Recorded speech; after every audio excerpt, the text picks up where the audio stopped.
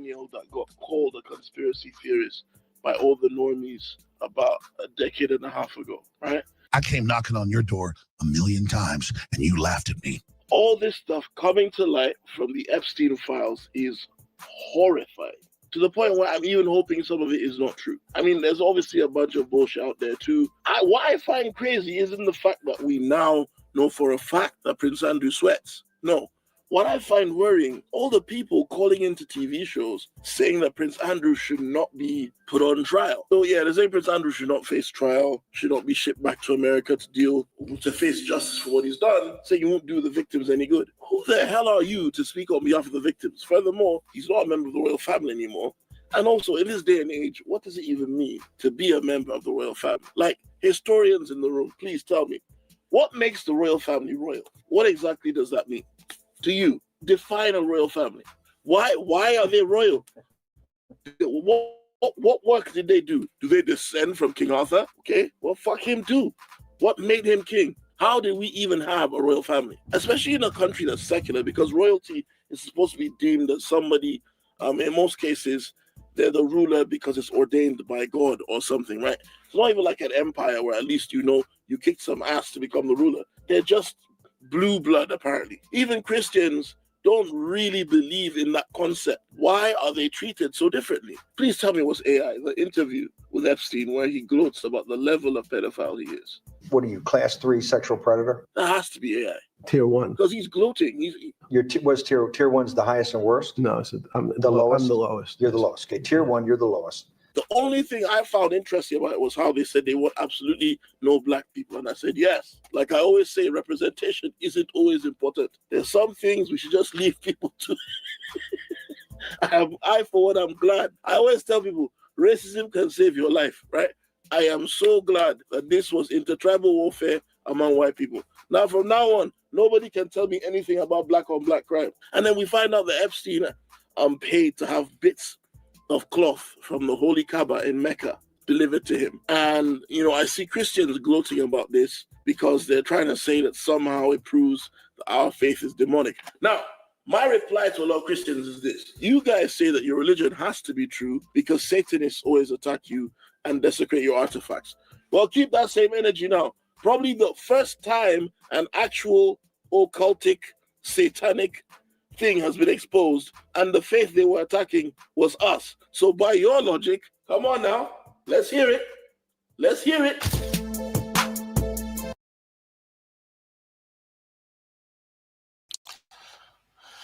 Yeah, welcome, fellow Nigerians and people all over the world. My apologies for being a little bit sketchy with my connection. I'm in Nigeria, so it's a little bit, I'm trying to get my bearings because I know there are some Nigerians that have good connection out there. We are beginning to have fiber optic connections, but I don't have fiber optics yet. When I get it, then the connection will be smoother. So, but thank you all for joining us here today. And the conversations we are to have, obviously, I'm not going to talk as much because I don't have that much bandwidth. It's clear. I don't have the bandwidth to talk. If I talk too much, boom, I'll be off the stage. So, but for the spirit of the conversation, obviously, is not to, injure people, offend people, or cause division, or discriminate against any race, gender, anything. The purpose of our conversation is to help elevate our knowledge and consciousness to be able to resolve issues peacefully and as respectfully as possible, as the world demands today. That is why we choose this path.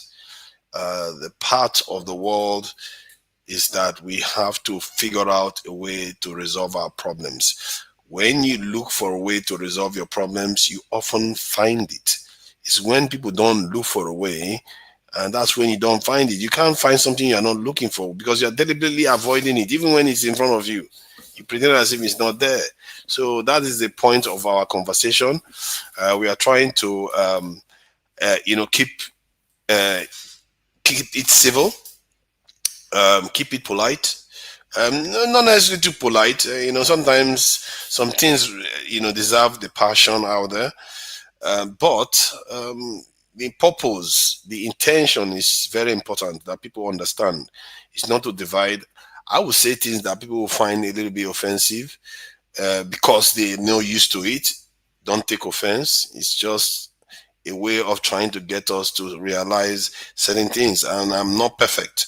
I have ways of putting words that are often quite offensive to some people. So, but it doesn't mean I won't speak. I will speak knowing full well that I don't have any malice. And I hope anyone that comes on the panel doesn't have malice against fellow Nigerians, fellow tribal, fellow African, fellow humans generally. We don't want enmity between peoples. The world demands that we work together, we figure out our problems. If we don't, there will be judgment, as they say. Always judgment will always come. Okay, so the news this week has been very, very, even for me, a bit traumatizing. A bit traumatizing, has been very, very disturbing. Like, it's so disturbing that even when I'm not listening to the news, it still crosses my mind. Some of the things you hear, you can't unhear them, you can't unsee certain things. And I thought it was bad, but we are talking about a totally different realm here. Bad. We are talking about eating baby intestine bad. Not just the intestine, eating the physics is intestine bad. We are talking about people that are used to doing certain things, that they specialize in extracting certain chemicals or hormones, whatever you want to call it, from the human body, that they harvest it from people. Some of the descriptions are so vivid, it's scary, that it's like it's a horror movie. I don't know how human beings got to this point, but we have to somehow find a way to shed it. The people that do these things, they have to be held accountable and have to be made never to be part of our society again. Because to what end do they do these things? Is it because they want to have a lot of power, have a shared common atrocity that they commit, taboo that they commit together, so it binds them together in shame and secrecy, so that they can carry out their actions whenever they need to? Let's say they have influence over each other, because that's why the world doesn't make sense sometimes. Because the key things that influence people is not happening in front of everybody, it's happening behind the scenes. That's why the world doesn't make sense. Funny enough, even when things are going bad, Africans are not even mentioned. Nigeria, I'm really disappointed. Nigeria is not even factored at all. It's like we don't even factor in the game. And we have to figure out why that is. It's a bit of a shame that Nigeria doesn't even show up on any of the... We'll see. Maybe there's still 3 million documents to come out. You never know. You might find a passenger there doing some crazy stuff, but we'll see.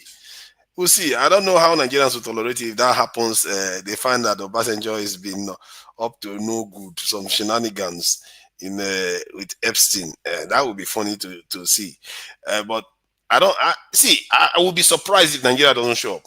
I really would be surprised. And we gathered that they take people from different continents. All this adoption that you keep seeing on the continent, when they adopt your child, you don't know what they are doing with them. Some of the things are here. Some of the things I've read on those documents. I even went to the department, the Justice Department of America, to download some of these documents. Some of the things you see there, it's really strange, because this is one man wielding so much power.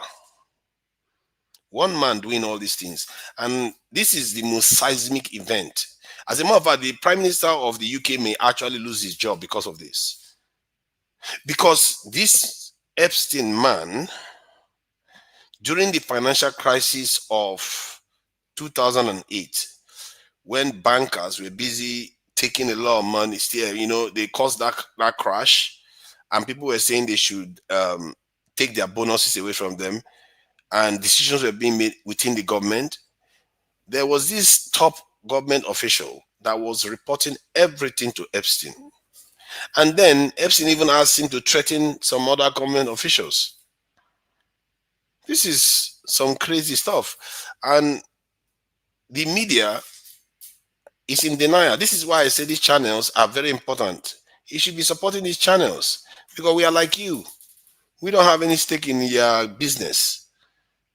We don't have any stake in their hiding stuff, because the media in UK now, the way they are spinning it now is that Epstein is working for Russia. That is the distraction now. Epstein is working for Russia, that they've got blackmail material against Trump. That's why Trump does everything Russia wants. But the truth is, when you look at that document, how many times Epstein was clearly beholden to the Israelis. That's where his real loyalty lies. So it's obvious. All the key people surrounding him are linked to Israelis. How can that not be obvious? But yet the Western media are trying to spin it to say it's Russia, knowing full well who the people that are doing it. And Boom Boom Ray did say something about, oh, Israel is controlling America. Then I said, yes, they are controlling America, but if the Americans want their power back, they will take it back. But he seems to misunderstand that statement somehow, for me saying that Israel is not in control of America. That is not the statement. Are you struggling to understand nuances? The nuance is that, yes, Israel has a lot of influence over America, but if America wants its power back, they will get it back, like they are doing now. What do you think is going on now? They've done it before. History suggests that they do this repeatedly, and the Israelis will go, and whatever the Israelis or Jews, whatever you want to call them, they will go on to get more power again later on. They will purge them, and they will get power again. They will purge them. That's to be fair. That has been the sequence in history. This is why you have a lot of persecution against Jews over time. Every time it keeps happening in cycles. But if I am wrong, how did I know the cycles? How did I know this pattern? But you don't seem to understand where I'm coming from. Whenever I talk about stuff to some people, when I say these things, I say it from the point of view that yes, they have influence now, but the true power, it still belongs to those Europeans. It still belongs to them, because when they seek it back, they will get it back. Watch what happens now. Watch the space. The document is coming out. Let's see how they will spin it and spin it. Let's say they will spin it to Russia. You'll see whether people will buy it. People will not buy it until they pin Israel down for it. For what Israel has done to influence so much American and British life. The Prime Minister might actually lose his job. Peter Mandelson may even face criminal charges. His lordship, I think he was a lord, at least definitely a peer, and they are talking about revoking it from him, because what he was doing was sharing information with a foreigner that is linked to intelligence organizations, that also information that is supposed to be secret. That's because this is information that governments hold. It's not something like, let's say government wants to cancel certain projects. You don't release it, because if you go and share with somebody, then they will go to the stock market and bet against that company and make a whole heap of money from it. Mandelson was sharing information continuously with these Epstein, repeatedly, happily too, not just repeatedly, happily doing it, because everybody that works with him feel like they are at the top of the world. They feel like they are at the top of the world. That's how it is. And these things matter to Nigerians, because if you don't know how the world works, Where do you start from? You don't even know who your leaders travel to. When your leaders leave your country, Tinubu now, I think they say he's been in overseas more than he's been in Nigeria in January. You don't know where he's going. You know, they are talking about parties where they carry out some unspeakable things. And then there is this other sci-fi area. This man, I think Epstein, here, say whatever you like. One man has been able to do so much in so little time. You have to respect that. So let me see whether I can play some of these clips so that some of you can see and hear some of what this man is going to say about it. Democrats of doing the very same thing that they themselves were doing, which is one of the oldest tricks in the book. You accuse someone else of what you're doing. Like, who smelt it, dealt it, but pedophilia. It's nuts.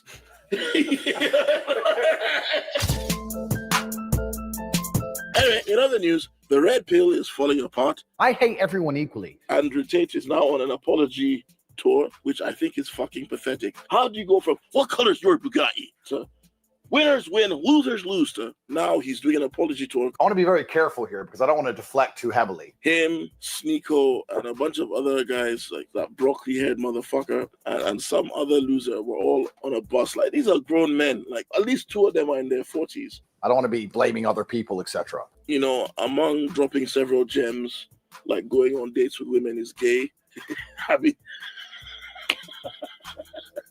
a whole bunch of songs were played that night, none of which I requested. And they dropped Kanye West's least played song, Double H. I'm not going to say what the song's called, but you know what the song's called, right? I don't know what the song's called. Do you know the song? I know the song. But yeah, so Double H, Kanye West's underappreciated song. I've never heard it. Nobody around me would play that. You know, no matter what your opinion on masculinity is, there is so much wrong with these fucking assholes. I don't understand why young men, of all people to look up to, it's these guys. Let's just look at someone like Andrew Tate or Myron Gaines. These two guys contradict everything they say. They'll say that, okay, masculinity, as a man, the one thing you have is your word. You stick to your word. Andrew Tate is a supposed converted Muslim who still gambles, still drinks. They talk about chastity and how women should be decent and modest. But what kind of women do you always see them around? Isn't that hypocritical? Andrew, what do you think of Bonnie Blue sleeping with 1,057 men? Who are they always around? They're always around those same low-value women. You know, how honest should I be out of 10? I want you to be honest. You want to be honest? Yeah, go on. Even if you say he's not guilty of people trafficking, this guy literally profits from pornography and exploitation of sexual images of women. But that's the guy you want to take life advice from? The guy told you that you should be a warrior, you should fight. Did you see his boxing match with Chase Lamore? I'm 40 years old. I'm 10 years out the ring. He's the first guy I've seen shadow box and he's shadow won. He's younger than me. He's 20 kilo bigger than me. He's more active than me. I didn't fight a pussy. I fought the champ. And Tate, and these guys all dance terribly to this song. Of course, I had the volume down. So while dancing to this song, later they get attacked. A lot of people call him anti-Semitic for playing that song. And they all conveniently scapegoat Sneeko and say that he played the song, even though it's very clear that he did not. It was the fresh and fit guys that played the song. Anyone who calls himself Sneaky. Hi, my name's Sneaky. All right, so now let's move on. I think we're going to move on from that. So anybody that wants to talk about, this Epstein palaver, they can go ahead and talk about it I don't want to hear anybody come here and tell me that it's a good idea to, for America to come into Nigeria, because it's so bad idea. It's like, if you say that, it betrays the fact that you don't truly understand life. I'll repeat that again. If you say that, it betrays the fact that you don't truly understand life. Because life is not something, you don't give away your ability to survive. You don't outsource it to other people.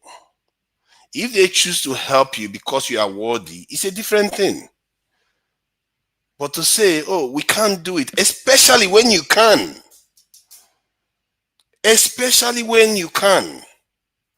Do you know why people were laughing at Nigeria a lot because of ISO speed? Because they know Nigeria is definitely capable of taking care of itself. Nigeria can be able to. Oh, Nigeria can. Let me put it this way: can figure out how to get their people good jobs, figure out how to get the economies going, figure out how to solve electricity problem, figure out how to industrialize. But instead, there are people on the street begging him for money, saying, show me love. That is what people don't like. And when you keep saying that some other country should come and save you for something you can solve, that is so, I don't know how to describe it, it's so pathetic. Something you can solve. If it takes you being able to bother your government, fight your government to do the job, that is better than asking another foreign entity that you have no control, zero control over. At least your government, you can trouble them a little bit. You can't even trouble America a little bit. You have zero control over them, and you tell them to come and do that for you because you think they are decent. What record told you that they are decent? You know, if it was true, you know, like angels in heaven, they come from heaven, they say they are nice, they bring good tidings, they bring blessings. If that was like, that's how America was, I can understand. But the data doesn't suggest that's how America is. Many countries, America has gone there and hollowed it out. The reasons why America does what it does, it's not because you welcome them. It's because they see something in you that makes you worthy of working with. America will not drop any valuable tool in Nigeria knowing how Nigerians are. Because tomorrow you could take it and go and give to the Chinese. Or you can give it to the Russians. Nigerians can betray anything for money. At least some of them. Clearly not everybody's like that. So I'll keep it at that. From that point of view of these American troops coming to Nigeria. However, I'm not sure why the topic of the attacks in Kwara this week did not show up on the title. That attack was so disturbing in the manner in which it unfolded. It's disturbing in the sense that this is well established. That if you don't have people on the ground, the terrorists will operate. When you have people on the ground, they cannot operate. This is another example that shows what I was saying was correct. I've been saying it over and over again. You have to have troops everywhere. If you have them everywhere, they won't come there. That is why when the troops were present in that village, these terrorists didn't show up. They didn't show up for weeks. They didn't come. They didn't come and do any attacks. Then the moment the soldiers left, then they came to attack. That is the problem.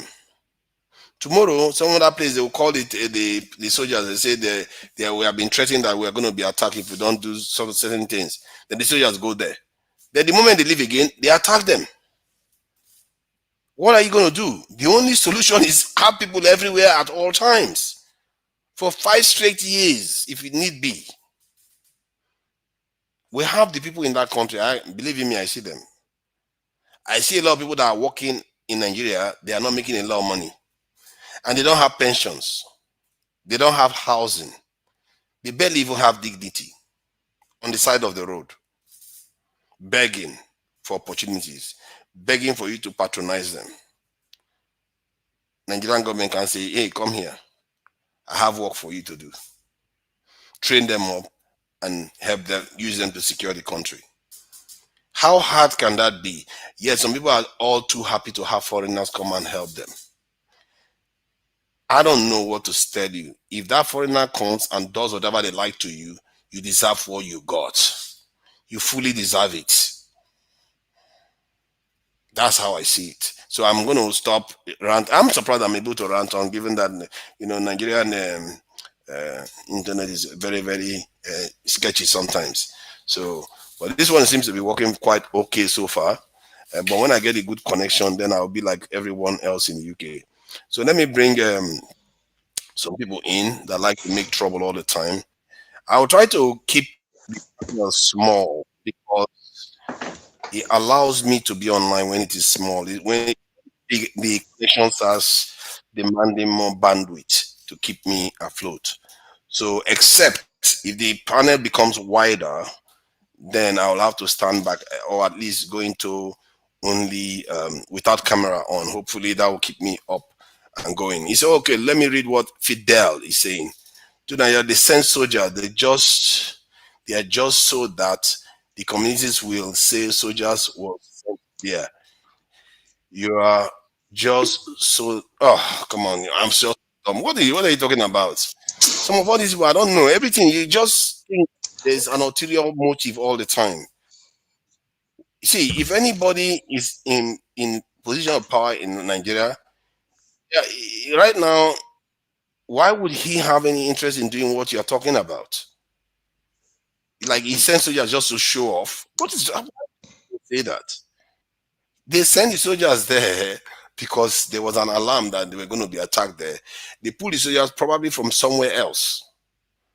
This is what they do. They move soldiers from somewhere else that was defended before, and they move it to another area that is about to be attacked. And if that area is not attacked, then they will return the soldier to maybe even somewhere else that was threatened again. They don't have enough people on the ground. It's extremely dangerous. You just think that, oh,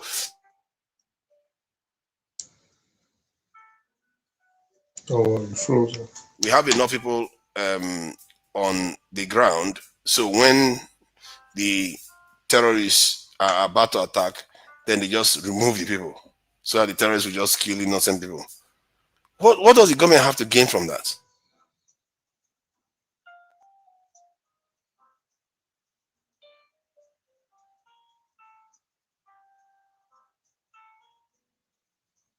Did he go offline?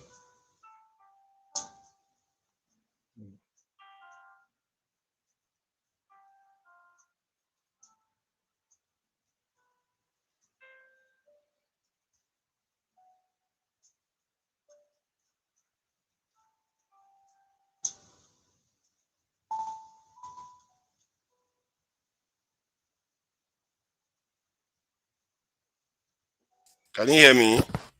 No, couldn't hear you. You were off. Yes, you can. Yes, you can.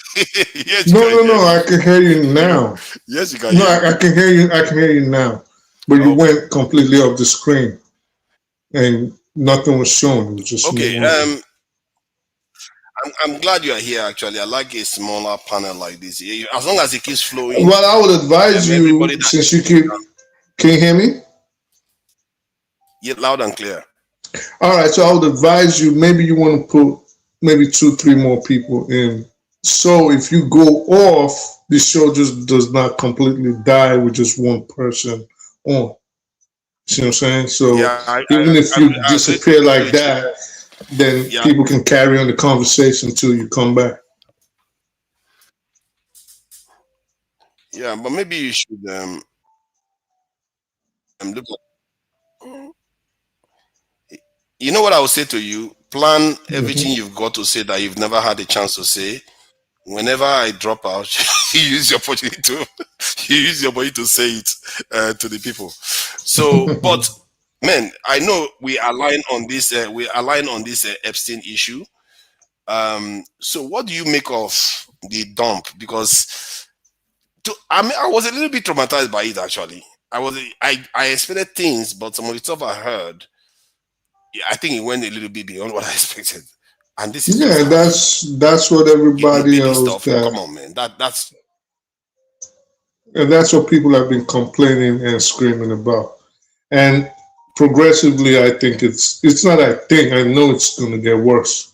So there's going to be, when they start introducing the videos, when they start declassifying images, people are going to become sicker. And people are going to become more aware of how terrible all of these happenings are. So this is why the billionaires, the elite, the politicians involved, they're fighting tooth and nail to make sure it never gets revealed to the world. Because there's even sicker stuff, on the videos, the images. At least audios have started being revealed. But can you imagine seeing little boys, little girls being raped by a gang of men? You know, people being eaten, people being sacrificed. And these are the things they point at. On the words that Others are. there are young people watching. Right, but well, young people, this is PG, this is not family. So for at this time, give me 1 it's second. no. Give me 1 second. Let me finish, please. No, I just want to show you. I want to show you guys something real quick. Who's that? This is Ovier? Yes, sir. Oh, sorry. Go ahead. I'm trying to show you guys that there's more to life than Yeah, sorry. I took it back to the. And I tell you guys that I only fuck with the rich now, you know. Big baller. This is where I am.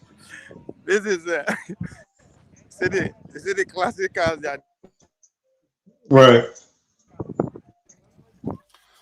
American classic cars, they seem to die in America. They don't go anywhere else. This is from. Oh shit, that's a Caddy. Is that a Chevy? Like from the 60s and 70s. They do like classic car shows that they do.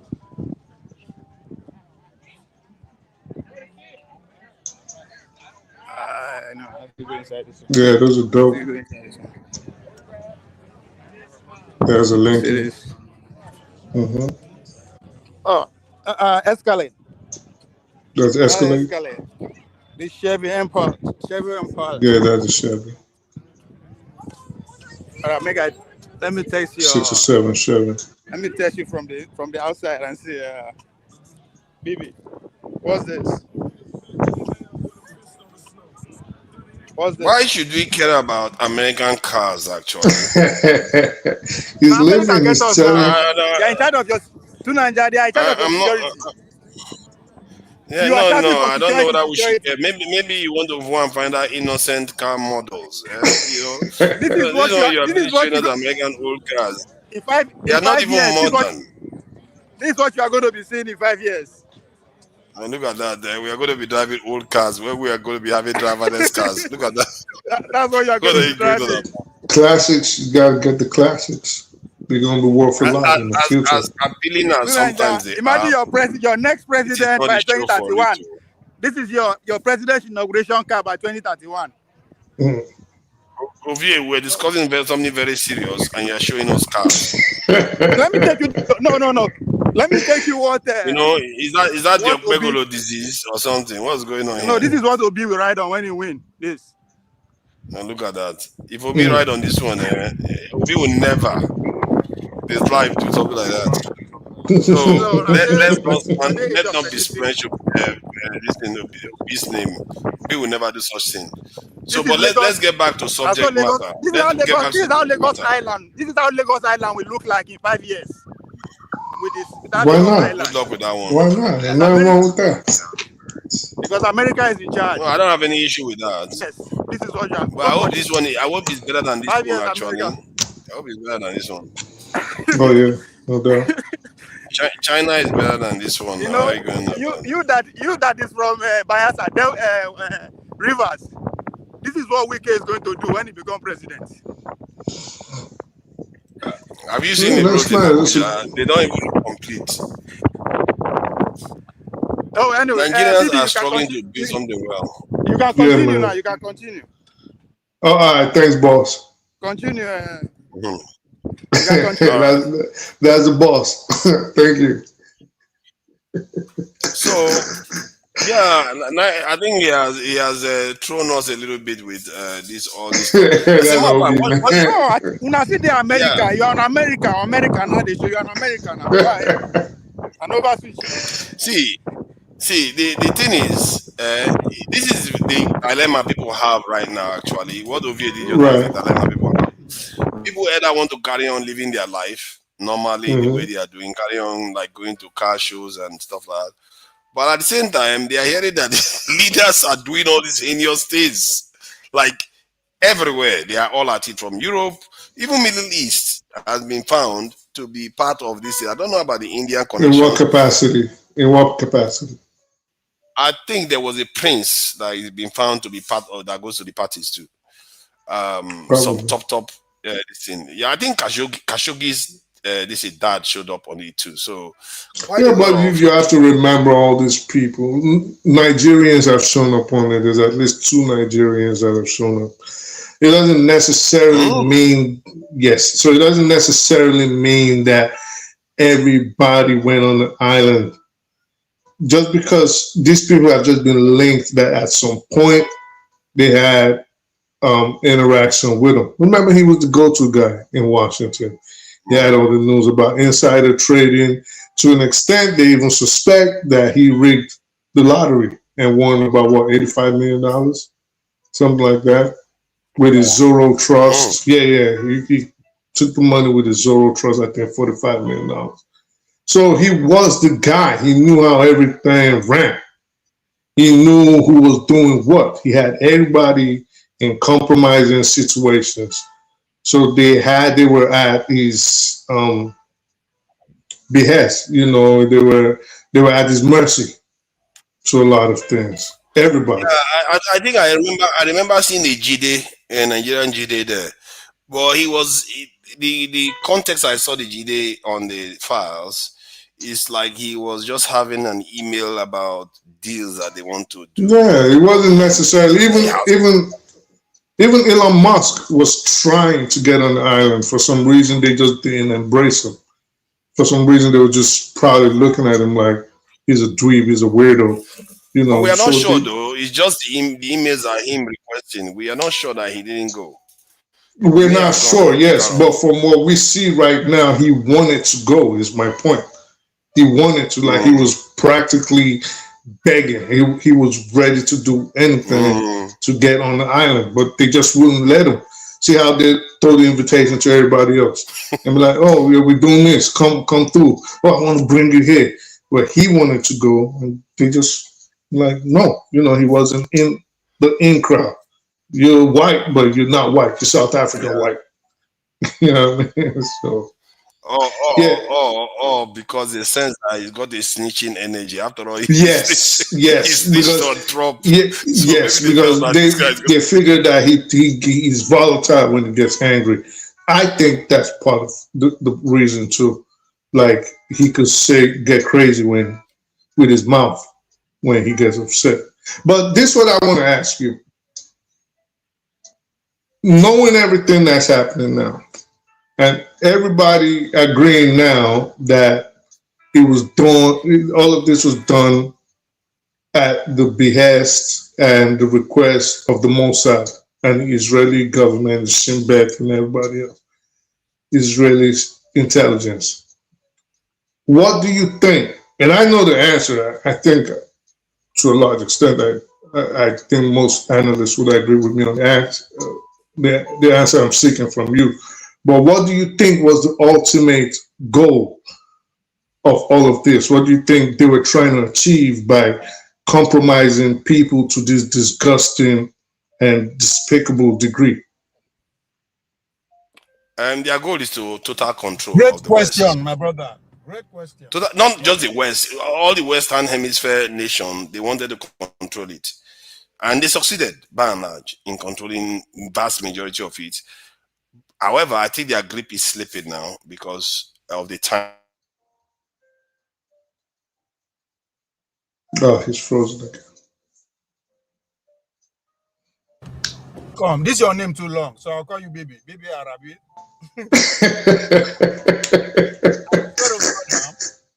Yeah, go ahead. I know say last on this issue. Right. Mm-hmm. You know how we started. Now we're not Mm-hmm. we'll come to one point. Now all of us will see it clear. I don't know how soon it's going to be. Right. The question you asked. Sorry, I couldn't hear you, but I can hear you now. Where's Ovi? Yeah. So what makes me to take the side I'm on, right? Is because of that. What is the part of the question you asked? Yes, you are on now. There is a book called Underground Empire. Right. Now, your house, your house here, for instance, how do you get water everywhere? Through the taps. Pipes. through the plumbing system, right? Yeah. Exactly. Forefather used one word when he was doing his intro. No, when he was on Dr. Dameji, fiber optics, right? Mm-hmm. So after the Second World War, what the United States did was literally to plumb the whole war. They underrailed the whole war in terms of information. They have so the main fight underneath that is what the Chinese are also. The Chinese were able to actually took themselves out, but they want to rewrite down. That's where the power is. So what am I trying to say? America listens to everybody on this planet Earth. Oh yeah, definitely. So now, if that is the case, are you not saying that it is the Israeli government are solely in charge of are the one using Epstein? Okay, so it's two-pronged. I see where you're going. It's two-pronged. It is American intelligence, right? Because there are bigger powers controlling the government, for example. So higher powers than what we see, the CIA, the FBI, things like that. Well, more like the NSA and things like that, right? Yep. They are higher powers, right? But these groups, even the shadowy ones, are also being controlled and beholden to the Israeli government. So the thing is, we're not saying they don't exist in the United States. What we're saying is they've been infiltrated by a foreign government. So they are controlling the United States by proxy using the US name. Yeah. I see that, but okay, see where I understand what you just explained. Now, not that I disagree with, but I'm saying since they are the higher power, then if you look at what is happening, right, you agree that the world order is being rewritten by America. Like this is another phase we are entering to in Chad, and they want to be at the forefront of it. So, right, how do you think they will succeed if they don't have a plan like this? Yeah, but again, you get everybody to those you identify that they will be stubborn, right? That's one. Two, but I believe that from your own part, I believe that the Israeli see the bigger picture and they position themselves, right, to use that to get their own, to further their own interests too. Which is, if you look at the situation of Nigeria, the way the boots on ground, if you pay attention to the Muslim communities in Northern, they are not, people that matters, not the, not, they just retrieve and, right? Because even with the midst of chaos, there's the advantage that they can take, take advantage of and advance their future in the future using the same boot on ground. So that's what I'm, I kind of. No, I agree with you, but this is why I said. Okay, they are controlling the United States. I get what you're saying. The U.S. government wants it to happen, which would also go back to what forefathers' argument would be that, well, when the United States wants to get its power back, it would, right? Yep. But what we also have to understand is people like myself and people like Scott Reeder and people like General Douglas McGregor and people of that nature, Wesley Clark, our positions are that a foreign entity is controlling both sides, both joysticks of the game, right? So while Israelis are controlling the Shin Bet and 8200 and the Mossad, they're also controlling U.S. intelligence. For example, look at what's going on now. We are about to start a war with Iran that has nothing to do with us in the United States. Yep. But it is obvious that the only reason this conflict that might become global, at the very least regional, is about to go down is because a foreign entity, Israel, wink, wink, being led by Netanyahu, is pushing for it. Not because Iran is a sort of existential threat to the United States or North America or even the Northern Hemisphere. Not at all. But because Israel wants to control that region and it says, America, you're going to go destroy Iran on our behalf. You're going to put people there, and this is why you're going to do it. And this is where we find ourselves. Based on that, and I saw one of your comment section, comment on the comment section, Dr. Damiji, where you said that they will interfere, Israeli will interfere in our election. So 100%. Yes, on that premise, right? How long will you think it's going to take before we start seeing expose from the Epstein file that has to do with Nigerians in terms of those that matter? Because if they that's one. Two, Iran and the foreign invasion. What do you think the Turkey is doing too? Because I don't think, because people are not factoring the power that the Turkey have now based on their region and what the negotiating power and all that kind of a thing. Despite, yes, what you focus on part of Israel, as Israel want to take advantage of. So is Turkey. Turkey has because Turkey, if you ask me, without the America on the back of Israel, Turkey is the regional power of the as of today. They have the regional power. So that contention is there. So because they are kind of a little bit ahead to be a regional hegemony, I don't think they will just stand and look America go all in Iran without any ramification, but knowing that they are in charge of the security architecture of the well, let me start with the Turkey one before I get to Nigeria. The reason Turkey is I don't think Turkey wants to interfere in Nigeria. Again, I might be wrong, right? But with 100 million Muslims, of course, they are into their Turkey is more secular, but this is where I'm going. I think Turkey has more interest in what is happening in its background. It has the PKR, the Kurdish rebels to deal with. It has the conflict happening in Syria, which it has lost territories to deal with. So if Israel, for example, continues on this trajectory of a greater Israeli project, what will happen is right now they've taken up onto Damascus, right? They're just right there, the Golan Heights. They've taken the Golan Heights. These are places where Turkey used to have an influence. Right.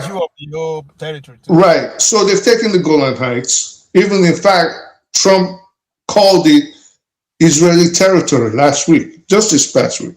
He called it Israeli territory. The more Turkey keeps losing territories like in Kurdistan and in Syria, its influence wanes. If its influence keeps waning, then the Kurds become more of a threat to it. So Turkey has more of that battle to worry about than what is happening all the way in Africa. Not saying they're not going to try to influence Africa. I'm not tying them to Africa. I'm just saying. Right. They have, I think they have a say to what goes on in Iran, between Iran and America within that region as they stand. Right. They have a role to play. Yeah. So with the Nigerian issue and why I say we should be wary about interference. If you understand these things, the play is already on the ground. All of a sudden, all these missionaries are popping up right after Netanyahu basically said he didn't even say basically, he verbatim said he was going to send soldiers to Nigeria to help in the war against terror. We didn't ask for that. And myself and forefathers went back and forth on this, on what interference meant, right? If you remember, in fact, that's why I changed my name to Forefathers Interference. But what these leaders usually do, before they do something, they give you a hint that we're about to do this thing. So if we think, I would assume, given the fact that President Trump praised Nigeria's first lady a few days ago. That's my next question. Who do you think is responsible for that connection? I'll get there. But I would assume that the president of Nigeria has somehow cut a deal with the United States. Like you always say, essentially, once they start praising you, they've sold you out. So I would assume they've cut some kind of deal, and Nigeria's 2027 election is going to be very interesting because Israel is fancying itself some kind of world power player, and it has seen how other countries influence the world. United States, Russia, England, Canada, the same tactics they use: brutality, interference, and things of that nature, subversion.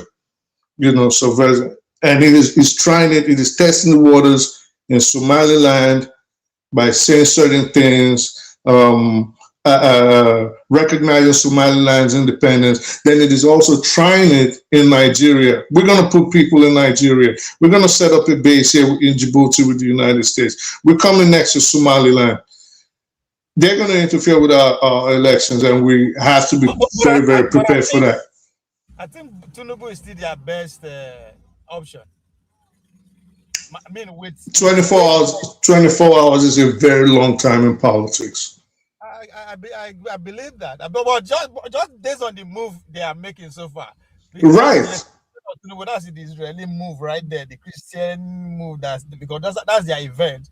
Right? But if he puts up any resistance, which is where I was going actually, saying now we're seeing all these so-called missionaries popping up from different places. All of a sudden, these white people and this, I don't know what Alex Berry is, are coming up.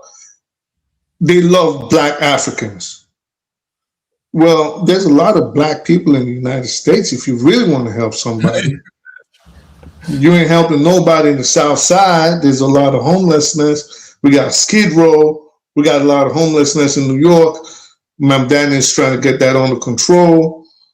Why aren't you people taking care of that? All of a sudden, you in Africa inflaming the polity, dividing them by making certain divisive statements, and then they get in the temperament, and they're seeing that a lot of the people are not as versed in what is happening outside and how all these incursions can affect them in the future, and they're gauging that, okay, we'll win this way, and we'll say this to the people and piss them off this way and that way. Let me ask you again, based on where we are now in terms of the Turkey influence, the Israeli influence, which now I think you, because I'm absolutely confident that Bola Tinubu we can work with Bola Tinubu, cut a deal with them. The only place I'm seeing another where is having friction right now is this vice presidential seat, which is where I see the influence of Turkey, because they have the White House here and they are on the same table on board of peace and all that. They are the only one that can say come. For us, since the man Tinubu is a guy that you guys can work with, the only way this ticket can win is to bring another Muslim based on how the situation of things is. And I want to be biased here. That's where Konkoso comes in. If they are going to change the current vice president, the replacement is going to be Konkoso, because it's all about winning. That's where Tinubu is. That's where I think that the trip to what's it called? The Turkey is all about, because if you look at the drama display, because that's a theoretical art, when they were stripping, they were guarding them and all that. That's the same trick they used in 2022, and it worked. So, but again, it's to remind them of what could happen in terms of what happened in 2009, 10, 11, with the death of Yaradua and Goodluck coming and doesn't want to go. So now they're not come. They are trying to play the over that. This man is not dead like that too. It's very fragile. Anything can happen to that. In case if it happen, if you guys insist that this is going to be vice presidential, the war repeated itself again less than 10 years ago could happen again. To me, I think that's what these are playing, and I think it's going to work. They're going to support a Muslim ticket. That's the only way they can pull out the victory. So the Israel cannot have this way both ways. That's what I'm trying to say. You cannot be ground everything. They want to have the power again. You expect the other half of the civilization to just, so they will have to choose. The Muslim ticket continue for another 4 years, or this board of peace, whatever, everything. I could be wrong, or I could be just too far. That's what I see playing now. Mr. John Abbott is here. Welcome. Just give me 1 minute so you can jump in. So I don't want to take the time because I know you're waiting to speak. That is the potential too. You know, he's a pastor from the Middle but Obi, this is what I want to ask, and I'm asking Mr. John Abbott too. What is wrong if we have a person of the same faith or the same sex or the same ethnicity as president and vice president, insofar as they carry out their functionalities as president and vice president? What's wrong with it? Why do we have a problem with 2 Muslims, 2 Christians, 2 Babalawos, 2 atheists? Why? On the surface, there is no problem. But if we look beyond the surface, right, we are not one entity yet. They are trying to build it for the past 60 years, right? So it's form of power play. Because it's very easy to say, oh, Buhari is using his people, Tinubu is using his people. No, it's that's just on the surface. But if you go back deep down, what constitutes the idea of Nigeria, this city struggle has been there. So they negotiated to stay together, right? With the belief, I'm tapping into the psyches of the class of cities, the older guys, with the belief that with time, right, we will, we together we're strong. But it's also it's an avenue for greedy people, external power to take advantage to institute their own. So that's what is happening. So we are not able to go beyond what started us with. But I believe with generation will come, right? I always say that my generation, the millennial, we were raised in Nigeria without boundaries. Like all my life, I go everywhere. But unfortunately, the Gen Z cannot experience that now. Right? Only me as a teenager, as a kid, 13, 14 years old, I go from Enugu to my village. That's like almost a whole day journey, right? Fear. So, and again, the people, our kids, that's what we are going to teach them. And it's happening again because the grips that the likes of Whiskey Davido have around the world, it's as a result of that. John Abba here, take me to parties maybe say in children, in peers are doing. Well, if I reach here, I can't tell who is from the north, they know who send us there. Even when we go sit down with the John Abba, we go argue. The kids are just so, and that will evolve if these external powers help bend that, it no go work. Because if you are one, it's going to be very hard for them to take advantage of the way they do now. That's why I also believe in another way to accelerate that oneness is one political party system. Let's commit inside. This one way APC go they do their meeting for London. DPDT go do their meeting. That's and we go there argue say why President what is the travel? Let's welcome John Abba. Yeah. Our potential vice president. Yeah, let's welcome him. John Abba, welcome. Thank you so very much. Forefathers speak the truth and it's nice to see you guys join it because you guys have the same school of thought like mine. I'm sometimes okay to have a different one, but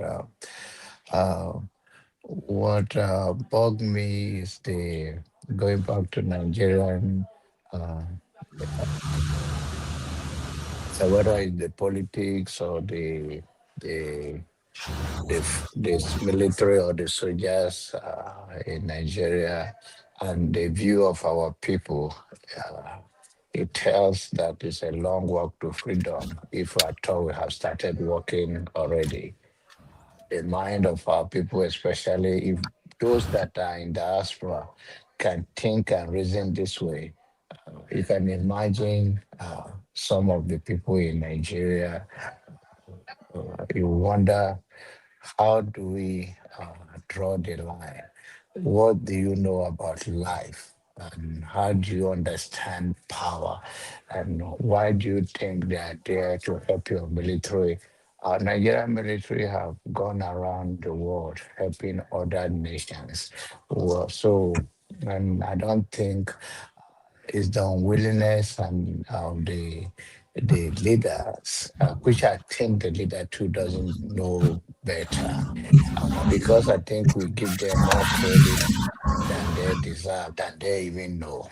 So it's a mind-boggling to me, and I wish that a very radical person can take over that country and make us proud again as a nation. But with this Cherekambia business that are doing there, this caricature, I chop Nigerian PNC, it's a shame. It's going to bring our country down and the black nation. Uh, we are the hope of Africa. Uh, because not because of the population, it's because Nigerians dare to be who they are. Our swagger, our depth of knowledge on issues, our dare to challenge life, even though we've been crippled before we even started crawling. But in the midst of all of that, Nigerians have done perfectly well around the world. I always say that the only place Nigerians cannot do well is in Nigeria.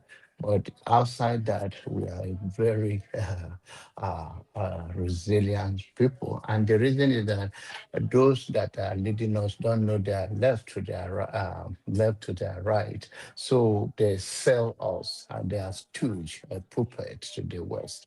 And that's why I don't even believe that the election who to support have any impact in any form or shape. Or I don't believe it. I just believe that there will be something bigger. That and even if you take life of few Nigerians, it's okay. It's a sacrifice for us to move forward. But with where we are now, the mindset of the people is you don't even know when these people are with you, you don't even know what they are doing. You don't even have any capacity to monitor anything. Rather, they are boss. They are your boss in your own land. So it's a mind-boggling. And coming to 2027 election, it's settled. As far as Tinubu is alive, he's going to be there. It doesn't matter whether ADC. And by the way, who tell you they are different? They're not different. Everybody are just looking out for their own personal pocket. No, none of these people, they are sweet talking people around, pushing people around that they're going to do better. They themselves already have people in Washington lobby for them. These people that you guys are saying they are your candidate, they do better, they want to change Nigeria. And if you don't have the love of your nation and have a vision to take Nigeria from where it is. Nigeria mentally, the Nigerian people, we are suffering, struggling in Nigeria with all things bombarding us. And now the people that even have been taking advantage of us for years. Now you are started negotiating with them before you even become a president. Who tell the rest of Nigeria that these people are there for you?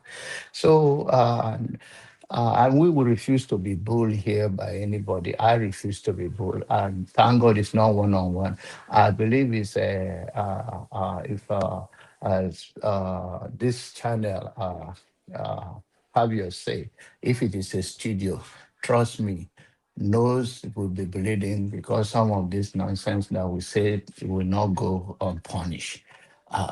Some people will bleed and will end up because some of these things we are I mean it's okay to be civilized, but you cannot just speak ignorantly, bluntly.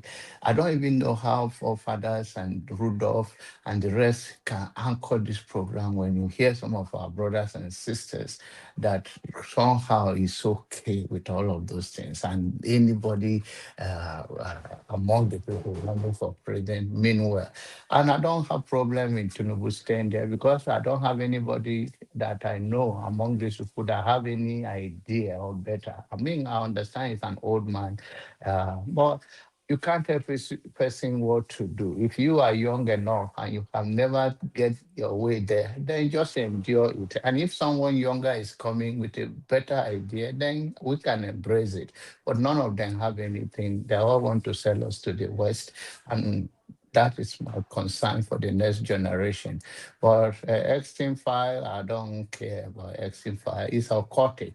So we are suffering in Nigeria. Injustice is everywhere. So what is my business with people eating themselves, doing whatever nonsense they've been doing all this while?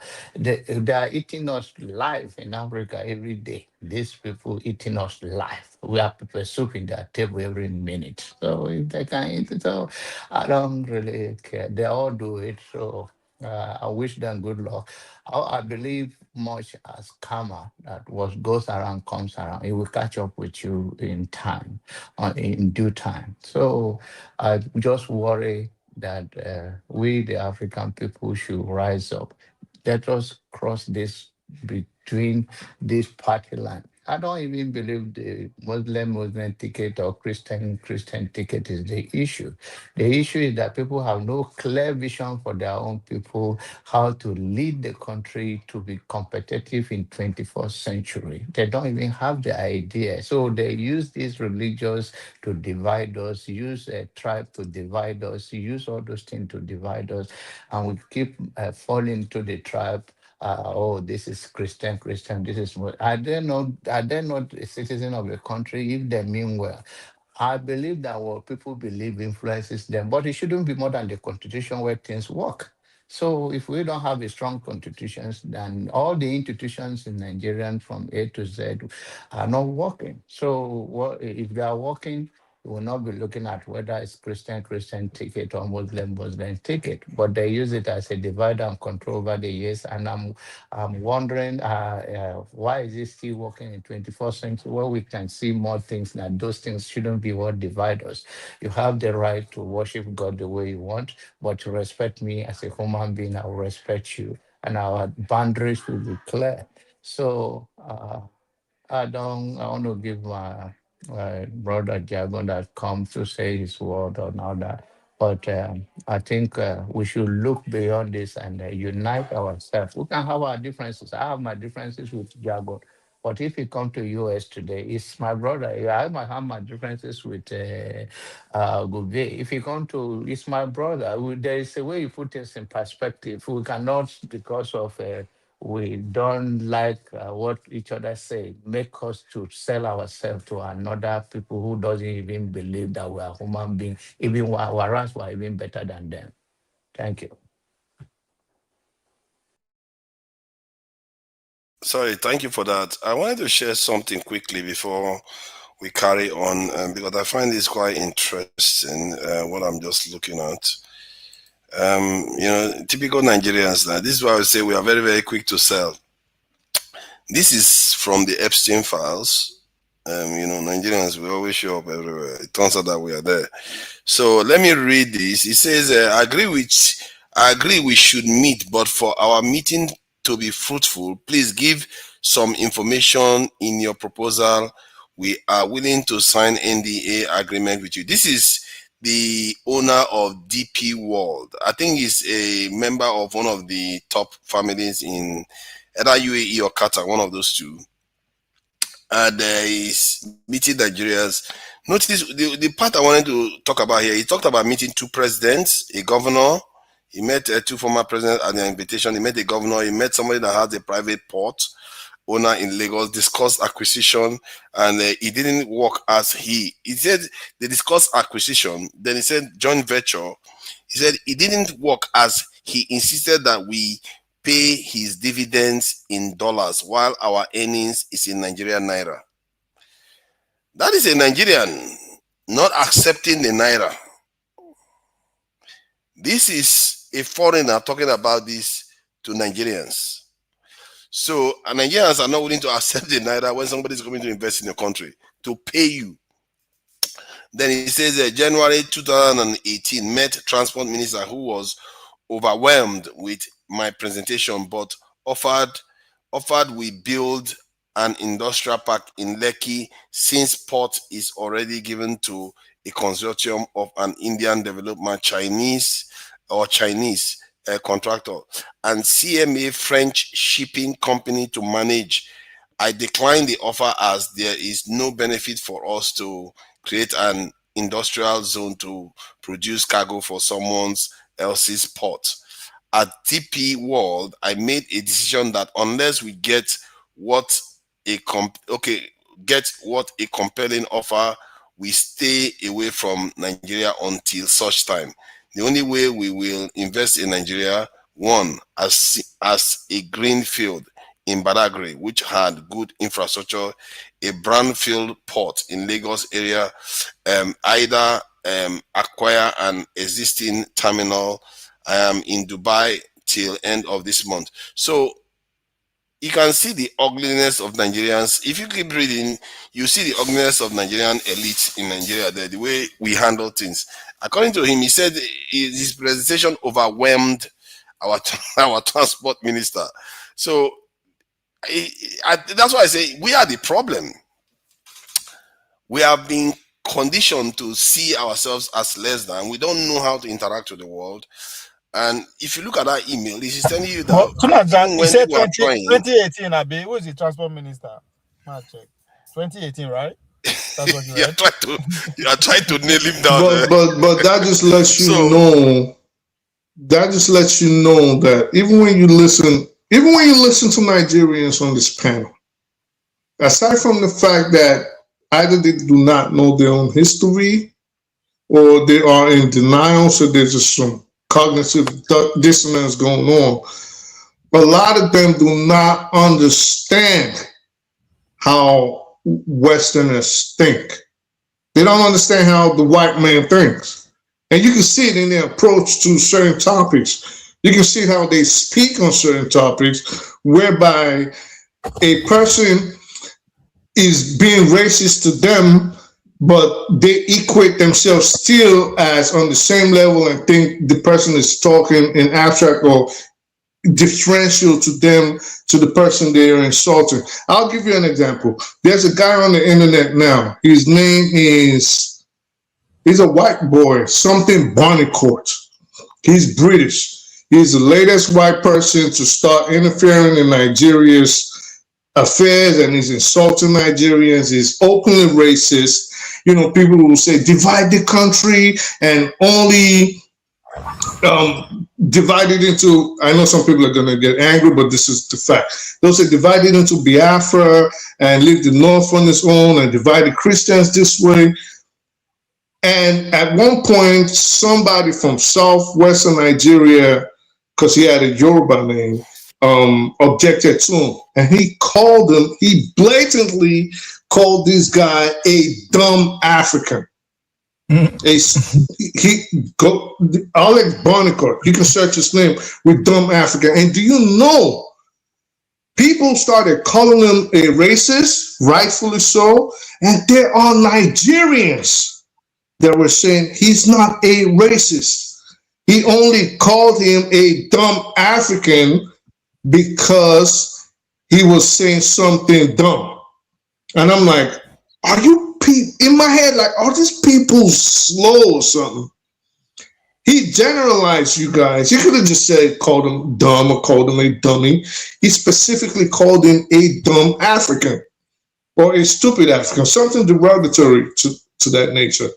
And Nigerians could not fathom that he was talking to them also. They separated themselves. They said, well, he didn't call me, he called him a dumb African. So this is all I'm saying is, based on that letter you wrote, Nigerians generally don't understand how Western people think. You see it on the show. People are supporting all the racist policies of Donald Trump. We know two very notable people on here that are always supporting the racist divisive policies of Donald Trump. But for some reason, they think Donald Trump has these magic eyeballs whereby if he laid eyes on them, he would separate them from the other blacks like Michelle and Barack, whom he called monkeys. He called them monkeys. He put a tape on Truth Social yesterday with Barack, AOC, Michelle, what's her name? The lady from Texas, Quartet, Crockett. and he was playing the Tarzan music, jungle music in the back with their faces superimposed on gorillas. But somehow black people think they're different. Nigerians think they're different from all this racist rhetoric that these white supremacists are pushing. I like what you say. One of two Naija fit into one of the examples you are portraying. People who actually know what they are going in, because, but one way or the other, I don't know how to actually classify, because two Naija knows that nine friend, nine uncle. It was his uncle that was the minister 2028. That's why I refused to measure the minister's name. What are you talking about? That's ridiculous. Hold on. How can I know that? Hold on. I barely know what was going on in Nigeria then. What I just did is what Naija will do immediately get hear of that information. We say, who is that minister? He will do the research. I know him. So he knows he's a Mechi. That's why he kept quiet, like a village man. So it's Amechi. So this is Amechi that is running for office. Oh my God. It's a very simple name to keep on your head. So how you say you know it's Amechi? No, I didn't know. How am I supposed to know? I didn't know. Wow, is this Amechi? You know why? Are you surprised? He was heavily in bed with China company, building rails and everything. So you can see he cannot do the two. They've already sold to China, the Buhari administration, collect heavy loan from Chinese. Via that road, of course, it was one of the prominent ministers in the Buhari administration. So I don't know why you are surprised, because they went all in with the Chinese, the seaports, the mining plant and everything. So when the Americans are coming, which is pretty much or the Israeli, which is pretty much what would be the man name? Epstein. Of course, he no get choice. He has to do like that. You can't serve two masters. Go backfire. So that's exactly what played out there. So now that's the kind of the leaders we have. And it's that same man that will come and instigate Nigerians. They mean Nigeria start up again. So, and it's crazy. Let's bring Jagon in, because I'm sure Jagon has something to say about this Epstein. My question to you is that how long will it take leading to the election before you will be seeing more Epstein file regarding Nigerian key actors in order to either influence the election or to do something? Because I believe more name will still come out. Or that's my question. No, Jagon, are you there? I would like your take. Yeah, I would like your take on the developments this week, because it is cutting across many countries in Europe. I think I heard about this in Denmark or something, and UK definitely. The Prime Minister is in trouble because of that. But for some reason, Americans don't seem to be troubling their politicians for it. So what do you make of the trajectory this whole thing is going? Thank you. Good evening to the panel and to listeners and the more. Man, sometimes fundamentalism, as I have a lot of in my system, is not appreciated. The fundamental thing about the Epstein files is that nothing's going to be done about it. Nothing's going to happen. The depth of heinous crimes that have been committed by our politicians, our leaders, our business people, our celebrities, all these people who have visited the island and done worse. It's something I've been speaking about for some time. I told the panel some years ago that 250 children go missing in the UK yearly. This is just the UK. Go missing, which means that they've been torn away from their families in one way or the other. In this aspect, and in us understanding that this is a direct industry, and I would say possibly being run by Zionist Jews globally, there have been children who have spoken in the UK, in Highgate, here in London. There were two children in the 1980s or early 90s who were speaking about what their parents were doing and what they had to do and the kind of processes that they went through in eating children, killing and eating children. Shocking to me. Shocking when I came across this information in the first place.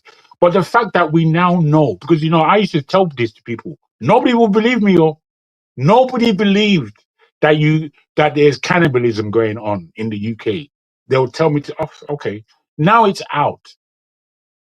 We've just stepped over it like it's not even news. Nobody's going down for this thing. Andrew is not going down. I can guarantee you he's not going down. His mother, the Queen, who everybody respected, it was knowledge. It was of her knowledge. She knew. Not only did she know, she was involved. Don't think that the king, as they call him, is not involved. Is that what you? If that passes through your mind, you're an idiot. You're an idiot. But he's there. He's there. So I'm afraid we are going to see this go and come and go. It's going to be history. When you see that there's no outrage at this level, that's when you know that the test has been tested to the point of us as a human race being sheepish. We're not a strong, this is not just about Nigeria and its problems, and the sheepish nature of Nigerians is a big problem. But it's a global thing. It's a global thing. Every citizen of the world, we're just sheep.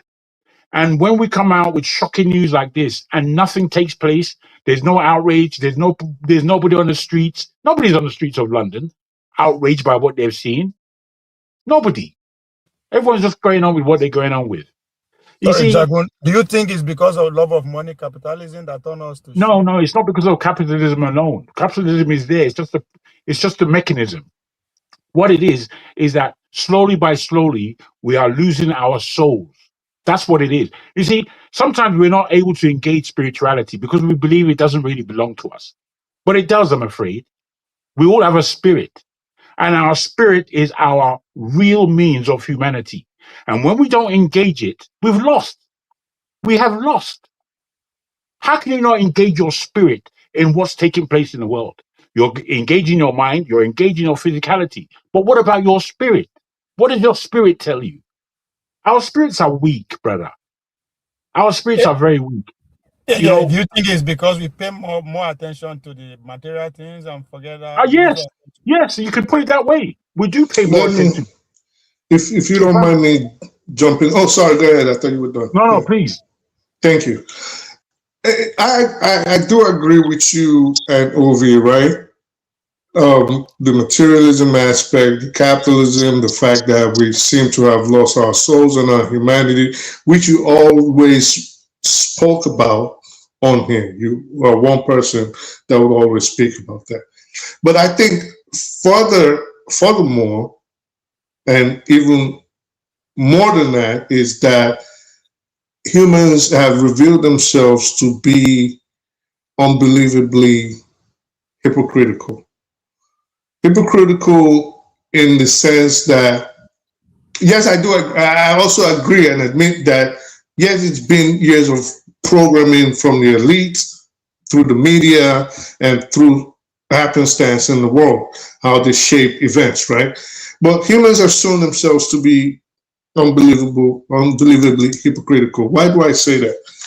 Let us assume, and I think everybody on this panel will agree with me, let us assume that instead of Zionists, which you have rightfully again called out, instead of Jews and instead of Christians, the perpetrators of these actions were overwhelmingly Muslim. How do you think the rest of the world, which wants to act oblivious to cannibalism, to rape, to sexual assault, how do you think they would have taken this issue. I know how they would have taken it. They would have been calling for every Muslim on the planet to be hung at the stake or crucified like Jesus. But because the perpetrators do not feel the narrative, what do we have? In Europe, if you watch European news, they are trying to link it to Russia. If you watch American news, they're trying to blame other entities except the real people that committed this act.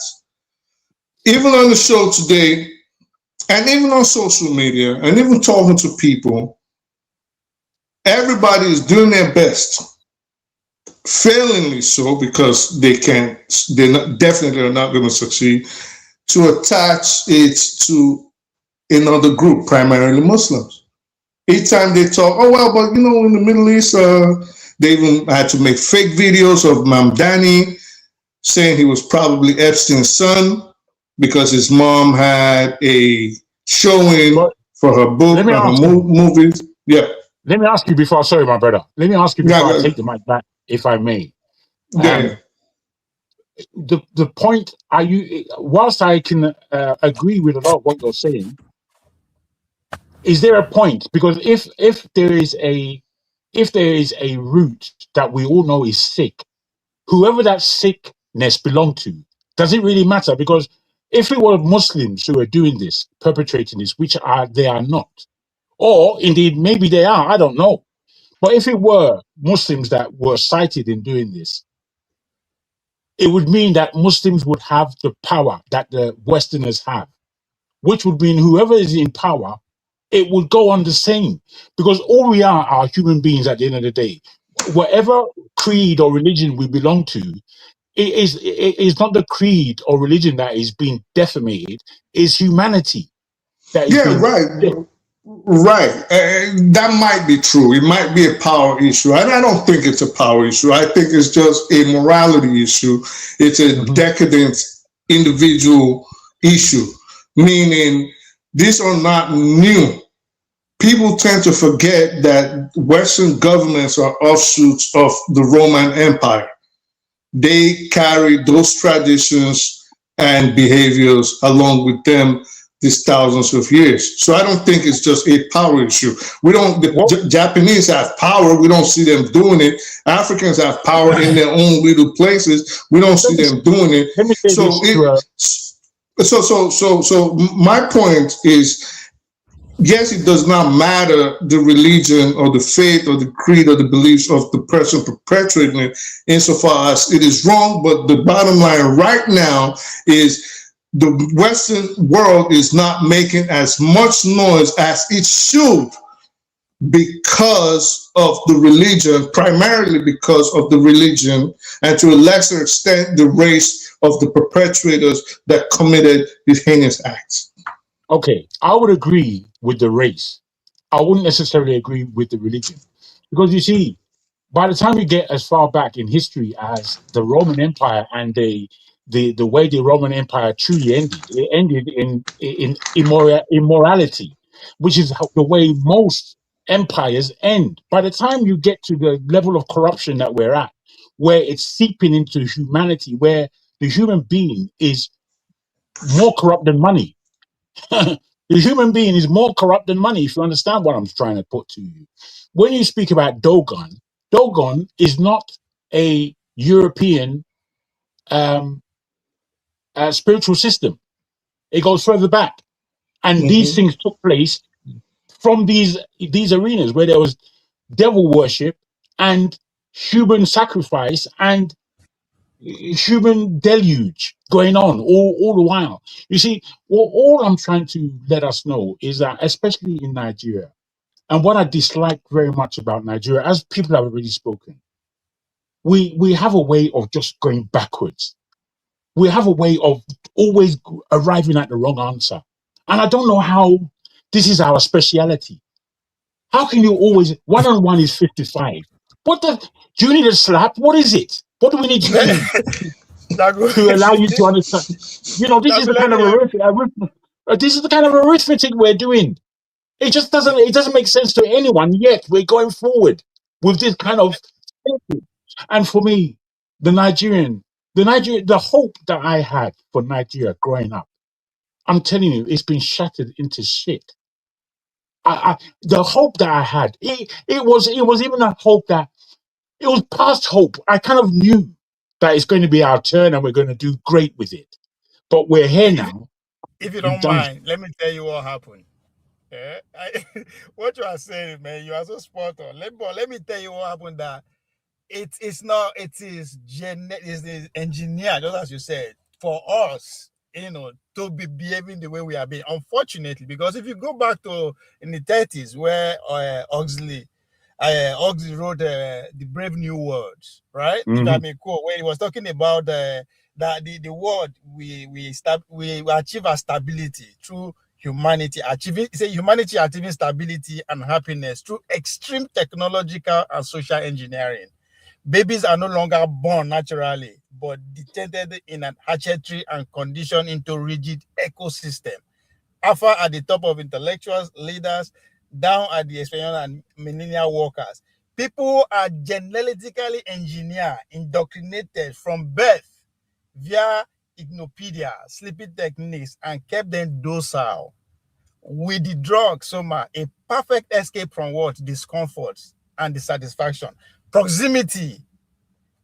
Proximity, it will be mandatory for everyone belonging to everyone else. Family and monogamy are obsolete. Arts, religion, and deep emotion are suppressed, which is what you're talking about, spiritual. Those are suppressed. And consumerism is endless. So your generation are pretty much maybe the last stage of generation. Before that, their plan get to us, because after I believe so. Brother, yeah. If I may, I believe so. Generation X, which I belong to, are very different from the generations that come underneath us. Very different. Generation X, they still have a deep belonging to the generations before us, and we are the first to understand what is happening in this future. So we hold a lot. But Generation X, I'll tell you, we kind of largely failed. And I don't like to use the word failed, but we were in a juxtaposition where we understand the respect and honor of our parents' generation, but we knew that we were entering into a world that, boy, you have to have your torch on all the time to see what's going on. Because things that I was finding out at 15 and 16, people around me had no idea about. It took them 10 years to catch up to where I was. And this is not a boast. I was just more spiritually led. I was just more away from dictates. I didn't like people dictating anything to me. I didn't like it. I liked finding out. I liked making my own mistakes. I liked falling into the dirt in order for me to know what this filth is about, and clean myself up and say, that filth is disgraced, it's disgusting. We have to know what it is. A lot of us speak without real knowledge, real understanding of what it is. And my God, when I look at Nigeria and what is happening right now with troops on the ground, do you know that France has boots on the ground in Nigeria now? Are you aware? France. Now, I'm looking at this and thinking France is in a desperate position. The French economy is in a real desperate position. And Nigeria, instead of understanding this, they're assisting them to get back. They're assisting them to have an enclave in West Africa, which is their primary. Because Nigeria does not have a choice. People that want them because you want power, not the whole country. No, not just the power. I think he's seeing the wider picture. I don't think any leader worth his salt wants an external force, especially a military force within their borders, except either they've been compromised, they've been cajoled, or in Nigeria's case, the third one included, they just don't have a choice. Why France? I don't think it's only France. I think you'll be surprised the day you find out that we have the Chinese there, we have the Pakistanis, we have the US, we have the British, we have Canadians. You'll be shocked. Now, maybe because all of them are probably not, maybe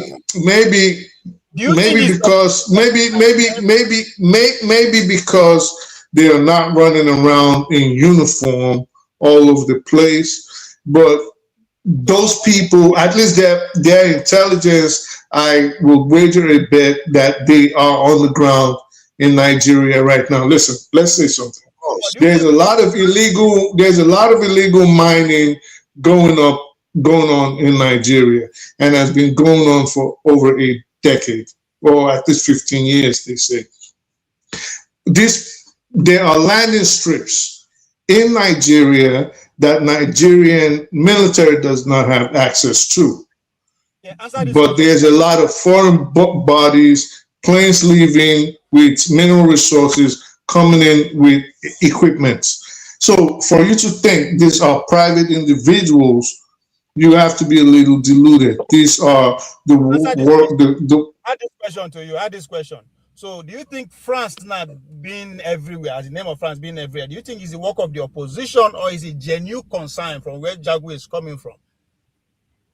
Because opposition. I agree, but why is it that France? What do you mean opposition?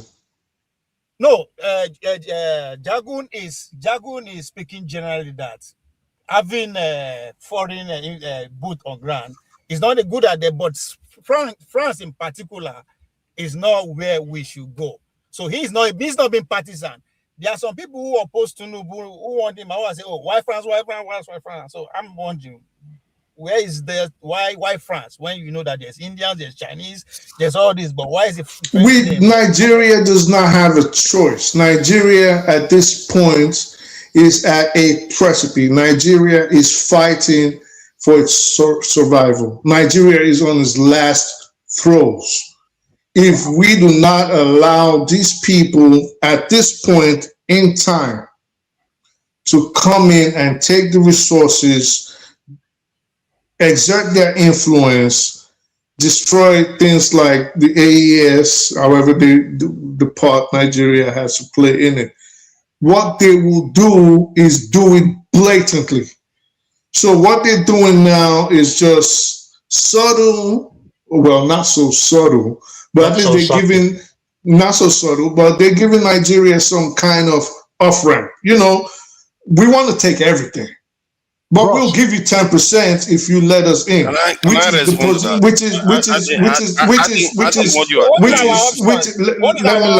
No.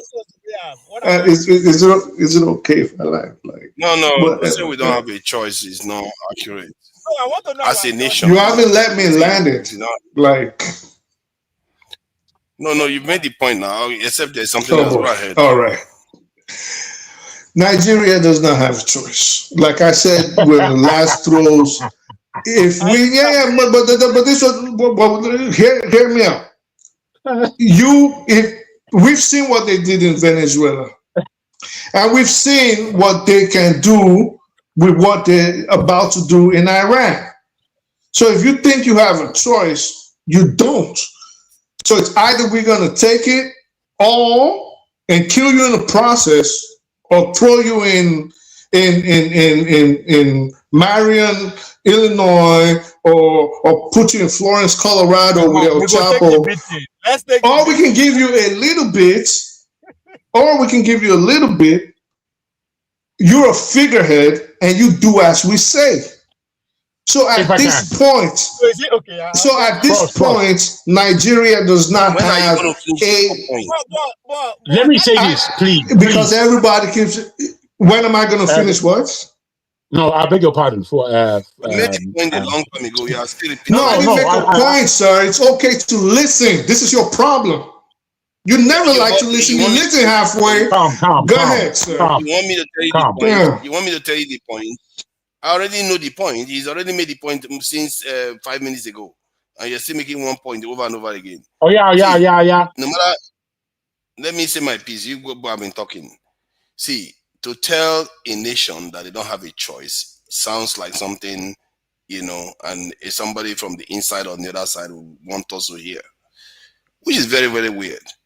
How can you say a nation doesn't have a choice? Maybe that so-called calamity you are talking about will wake us up from our slumber.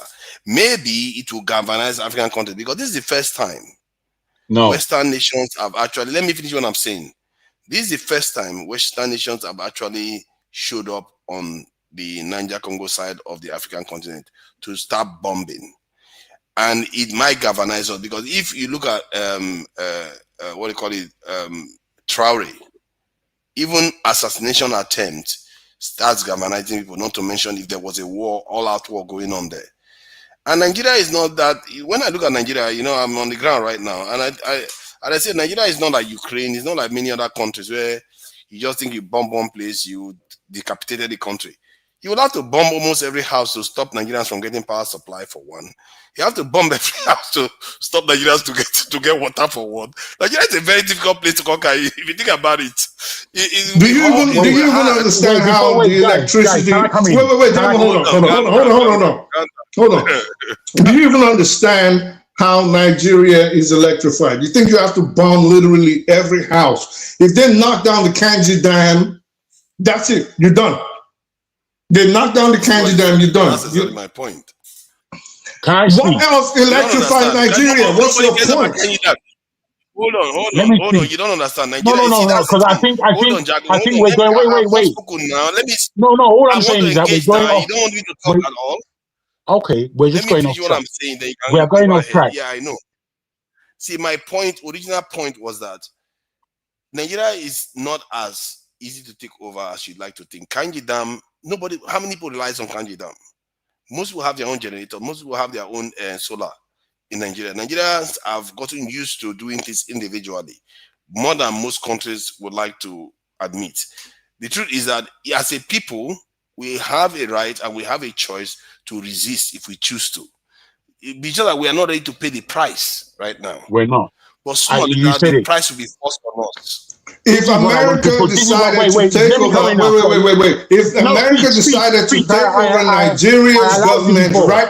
But you're on the same part. If Nigeria decided to take over, if the United States decided to take over Nigeria's government right now, which parts of the country, forefathers, do you think will put up a resistance on behalf of the Nigerian government to make sure that the Nigerian state continues to exist?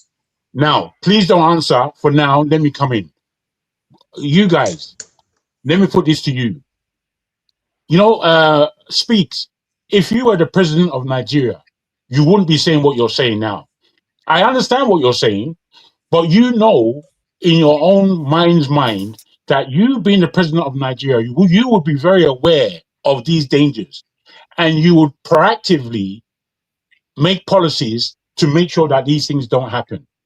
But where I agree with you is that, unfortunately, because we have allowed our nation to deplete itself, you know, in terms of growth and policy and strength politically, because we have allowed this, that's where the choiceless nature is. Exactly. Yes, I'm agreeing with you. Exactly. We're doing suppositions. Reality is on the facts say that Nigeria does not have a choice. You say, well, if you could put proactive measures in place. Well, proactive measures haven't been put in place. The bottom line right now is that Nigeria is a weak, broke, and disorganized society, and the leaders, even if you had Jesus and Muhammad as president and vice president of Nigeria right now, they have no choice with the happenings on the ground right now but to cut deals with these Western nations. Well, you know, if we wanted to fight, not you, Jack, I'm saying for fight. If we wanted to fight, we will fight. Well, the point is, people are not going to fight. Nobody's fighting for you. So what can the president do right now? He has to freaking cut deals and be subservient to these countries, or he's going to be sitting with Maduro somewhere in MDC. All right. I want to take this to a point where we understand what's going on, as the four of us are here. The four of us who are here, you know, we have our differences, but I think we give each other some level of respect that we know what we're talking about at times. I'm trying to suggest that because of the way the world is, Nigeria had an advantage if they had anybody with sense as within leadership, or if they had a consciousness about themselves in a country called Nigeria. Unfortunately, we do not have a consciousness. We are unconscious, and because of our unconsciousness, we have brought ourselves to this position. In bringing ourselves to this position, we have to understand how late we are, and the fact that speech is talking about the fact that, boy, going into the future, we have less and less power each year that goes on. Now, I think, it's very difficult to suggest who, apart from Tinubu, who I deplore, who could lead this country out of the mire we're in. And I haven't got a clue who. I would prefer to vote for someone like Speaks to lead the country rather than some of these characters that we see all over the place. I would prefer to vote for even Forefather, who I have major disagreements with, but I think consciously he understands that Nigeria has to be Nigeria, not Nigeria times this with this inclusion and that inclusion, and making us less an empirical force in this world as we are. Nigeria still stands as weak as we are, the biggest economy in Africa. So that's how weak Africa is. Yeah, We are weak, and we are weakening ourselves more. And I don't see why Nigeria has had to invite America upon the land, had to re-invite France upon the land, away from if they're just being paid. And that materialism that we are suffering with no dignity in our nation is a paralyzing thing. Paralyzing. And when I come across Nigerians that are speaking this paralysis, I don't even understand who or where they're coming from. We are in a nation that has failed woefully. They haven't attached themselves to the African American understanding that if we are good at this negotiation course that we are in, we will know that we have a power base in America without having to go there. Because all we have to do is to really deal with the Black Americans and empower them with our great force of economy to engage with them. The Caribbean is there, being taken over by the Chinese and whoever. We should have engaged that place from a long time ago. The South Americans out there, we should have engaged them. This is what the Chinese are doing. The Chinese are engaging the world. We're just sitting there looking. Our country is a pile of shit. Our country is nothing to look at. Ikoyi, is that what you're going to boast to me about? I mean, I really do not understand the way we think. I don't understand how we think that we will be proud and be prideless at the same time. It's an oxymoron. I'll just end there and see where we develop. Thank you. When I was in Abuja driving across Airport Road, I don't know, people that know that Airport Road, Abuja, they say they have great road and everything. But if you look at that road, it looks like an uncompleted road by Western standard or by any developed country standard. Because you can see the drainage right there out in the open, splitting the road on the left side. It's like we are so shabby. As a people, we are shabby. We can't seem to get any simple thing straight. Even to make a line that is straight, it's like the Nigerians would just. It's like, why? Do you know? I was in Nigeria the other day and I had something to eat and I wanted to throw it away. There was no bin, and I found myself throwing a few things where I said, "You see, this is how it happens. Because the ecosystem doesn't cater to people that are actually that have decorum, that are law-abiding." And that have reserve. You don't have that. Everybody is just doing whatever they like. They throw rubbish whatever they like. They do whatever they like. They expect to get away with it. So if you want to repair the system, that's why I said the only good government we've ever had was technically the first Buhari government. They tried to reshape Nigerians' antics, the way we behave, the way we do things. They tried to get us to get to work on time. They tried to get us to keep our houses clean, our roads clean. As a matter of fact, they would have ended up with a country that looked like what all of us loving Rwanda today. They would have ended up with that if they just had the goal to carry on and survive. But clearly, another government came in and wrecked the country again. So we've not truly had any good leadership. If anything, that government, there was a bit of what they call it, hypocrisy, because they were not supposed to be traveling overseas, foreign countries, to go for Hajj or something, and the diamond was caught going there. It's like Nigeria has. No, he was not supposed to take his little son. Yeah, and he did. You see that? So that was hypocrisy. He was caught in. Why do you do that? You are trying to transform a nation, because sometimes when you catch it like that, at that weak point, then that symbolism alone is enough to do it away. But what if they had caught it? They when they overthrew him, he didn't do that. Maybe people will be saying, "Why did you remove him?" You know, they will argue more for your case. No, Nigerians should have never said that. Listen, even till this day. Let me see what I'm saying now. See, history has. I thought you were. When a leader is popular, that if that leader is dethroned, it could be problem for the people that dethroned that leader. If a leader was popular, sometimes even a leader that was popular, let's say he lost his life when they overthrew him, they are willing to. They will turn on the government that overthrew him and bring his child, the child of the leader that was deposed, to come and rule. Aren't you Nigerian? Hold on, let me finish what I'm saying. The reason why I'm saying that is because it has happened in history. I don't know why you are laughing. It has happened in history. I'm laughing because it happens in history does not mean it is binding on Nigerians. You have to understand.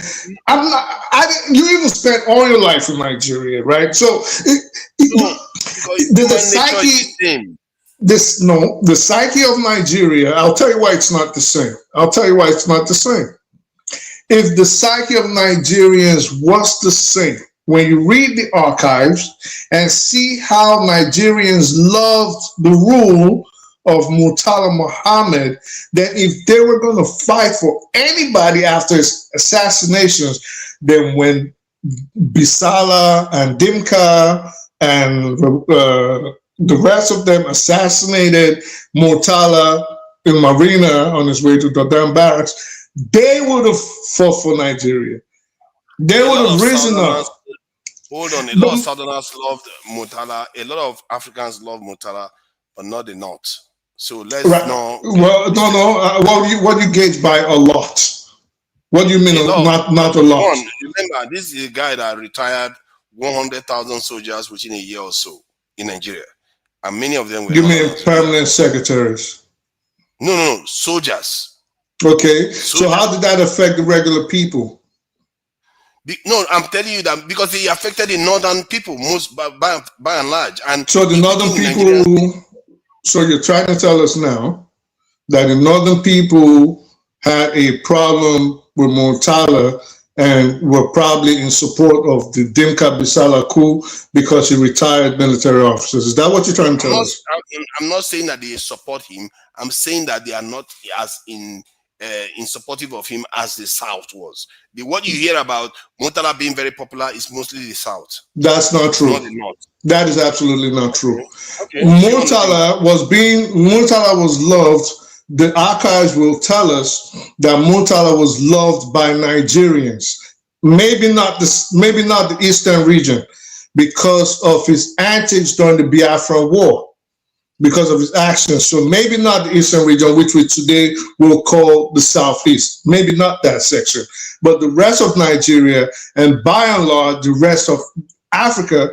And because the black race at that time was starting to get independence all the way from the Caribbean to Africa, was looking for a black leader. He was already positioning himself in the light of people like Lumumba, in the people like Kwame Nkrumah, in the light of people like Nnamdi Azikiwe. This was how Africa had started to look at him before he was assassinated in '76. So to say he wasn't loved, he went and did something that reduced his power by retiring 100,000 soldiers within a year, and most of those soldiers that did not count. You don't seem to understand that. That did not count. So let me move on. That did not count. That had no basis on how people felt on him. It didn't count. So moving on, it did not count. I don't know why you're bringing that up. It didn't count. So anyway, moving on. If Nigerians did not fight, if Nigerians did not fight for Murtala, considering how the black race was looking at him at that time, there you would expect that the Buhari Idiagbon regime that you just praised, people would have probably kicked against IBB Abacha, Domkat Bali, and Zamani his childhood buddy that he ended up assassinating. You would have thought they would have fought for these people, Buhari, Idiagbon regime, but they didn't do it again a second time. So this brings me to where my position is. You seem not to understand the psyche of Nigerians. They're not dying for any government, not right now, not since 65. They're not doing it. They're absolutely not doing it. So thinking, oh, the way it happened in, I don't know, Burmanistan, whatever country, is the same as how Nigerians look at it. Oh, well, look at what happened, so we're going to fight for the Nigerian ruler's son. No, they don't care. They're hungry, they're divided through race and religion, they're poor, they're not fighting for you. You're not in that position yet. So how do you explain Nigerians going to die in Sierra Leone and Liberia? They were ordered to, the soldiers. So they had no choice. So okay, so if soldiers can be ordered to, just order alone can make them do something. We're not talking about soldiers. We're talking about ordinary civilians. Isn't that back and forth? No, I'm not saying. We're talking. I never talked about civilians. I'm saying that if the people, in terms of popularity, his popularity was mostly in the south. That the northerners were not very enamored with. No. When I brought up the Murtala. Experience. If you're talking about support, exactly. So you were talking about support of a government if it was overthrown, and the people would even kick against it and say, we want the president back, or the king, or whoever. And I say, let me make this simple for you to understand. If you retire 100,000 soldiers today in Nigeria, which part of the country will get more cross with you? Forefathers, it did not matter. You always try to be right. Okay, listen. It's a simple question. I'm not trying to be right. It is not a. You are struggling. Okay. Hear me out. It is not a simple question. It is an infantile question. From everything I said, from all the names I mentioned, from all the incidents I mentioned, dates, names, positions, do I sound like someone that is not taking his time to study all of this? But you want to be right by bringing up 100,000, supposedly 100,000 people were retired. If you say, what I do know that was more annoying to the Nigerian populace of Murtala Muhammad's policies was his retirement of permanent secretaries. If you say 100,000 soldiers were retired, well, let's give it to you and add a cookie and soda to it. But my point is that it had no bearing on how the world looked at him at that time. The black race was looking for a leader, and they were leaning towards people like Murtala Muhammad, which his reign was what, 6 months, 9 months? I think 6 months, and he got assassinated. But Nigerians did not rise up to burn down the country. The best they did was hand over power to his reluctant deputy, who was Obasanjo. And of course, we know what he did by handing power to Sagari. Don't tell me to calm down. It's okay for me to end my position. You always do this thing where you cut someone. Go ahead, sir, Mr. 100,000. Look at that. Look at that. He's forgotten his chain of thought. I didn't forget my train of thought. I just let you talk. Like you always so.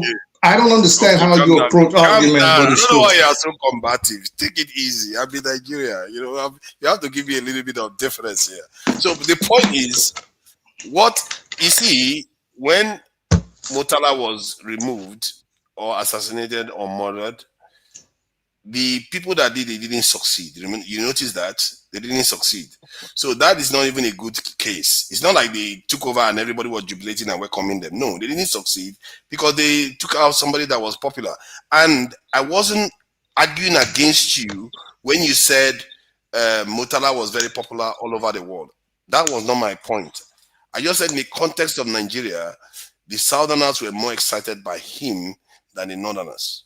And that is let's end this now because it's not taking us anywhere. It's not a Murtala that filled his cabinet with all Northerners that he took over as a revenge factor of what happened to the North. Removing Gowon was welcomed by the North, because they were like, well, you know, you could have eliminated and wiped out the Igbo, but you didn't do that. So it's antecedent as a very brutal war general was welcomed like, yeah, we got one of our own there. You really think the North was pissed at Murtala? You need to read more about Nigerian history, sir. The people that matter were pissed because he retired 100,000 of them. So you might enough of this. This is repetitive. That's just like to argue. Like the permanent secretaries didn't piss them off. But I don't know why you are so angry about this. It's a very, very simple thing. You are making it look like my point cannot stand with like if my point stands, it kills your point. I don't know. We are talking about it's not my point kills your point.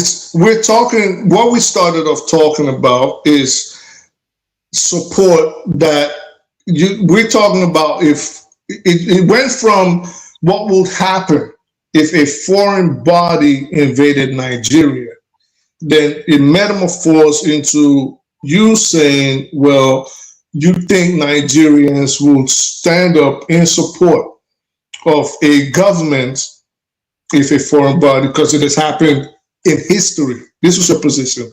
It has happened in history where people will say, well, you killed the king, we want his son in charge. We're not welcoming the coup plotters. This is true. But my position was that it cannot happen in Nigeria because of how divided Nigeria is. I should have even said that to you. It evidently happened with Murtala Mohammed. How? Because the coup plotter didn't succeed.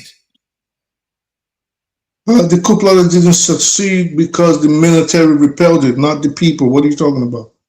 Yeah, but the military could have decided to go the other way. Okay, coulda, woulda, shoulda. The bottom line is that's not what happened. What happened? The military are not the people now. So, see, my point is that the leader was strong enough, popular enough to maintain his this illegitimacy. That's his government.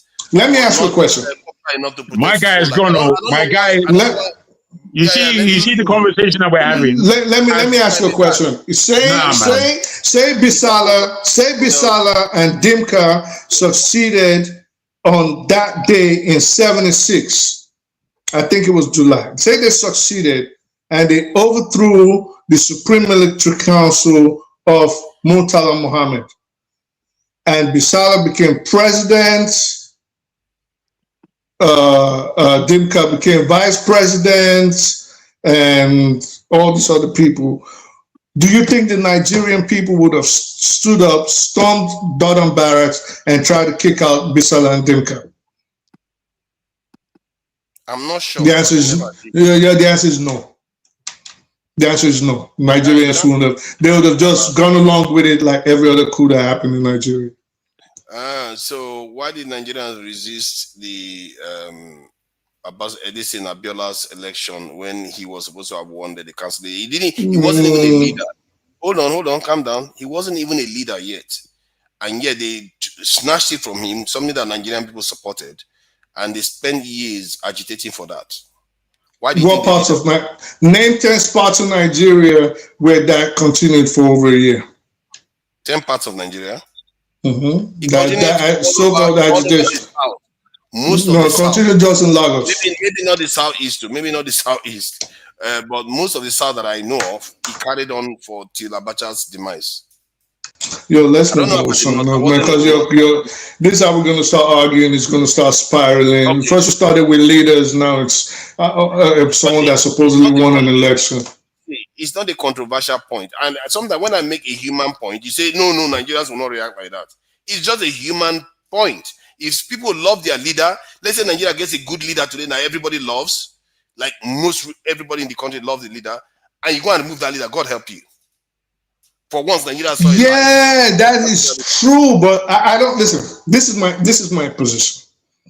When I talk about issues like this, I notice that when I push back on this is what is on the ground issue now, everybody's saying, or whoever tried to argue back is saying, well, if this happens, and if that happens, and if this could have happened, but that is not what is happening.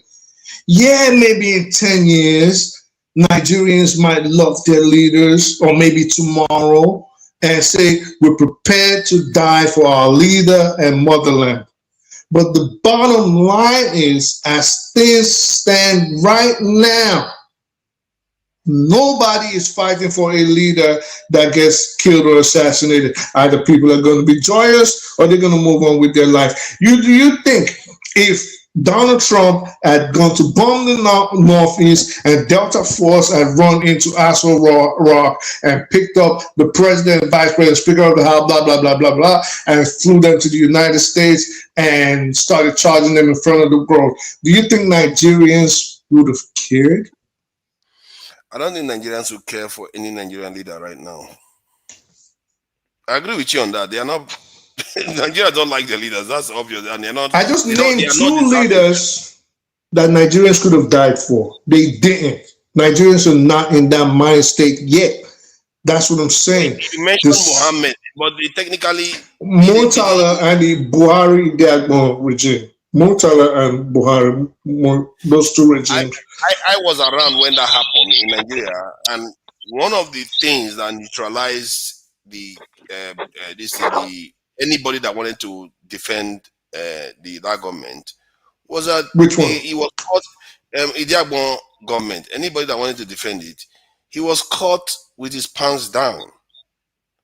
Something that he wasn't supposed to. Remember, he was a disciplinarian. He was making workers do frog jump. He was flogging people if they are late to work, things like that. And there are things you're not supposed to do. You're supposed to be upstanding. You said you're not going to have your child, go to Mecca and all those things. Then you are caught doing that. During the but again, forefathers, how important do you think that incident was?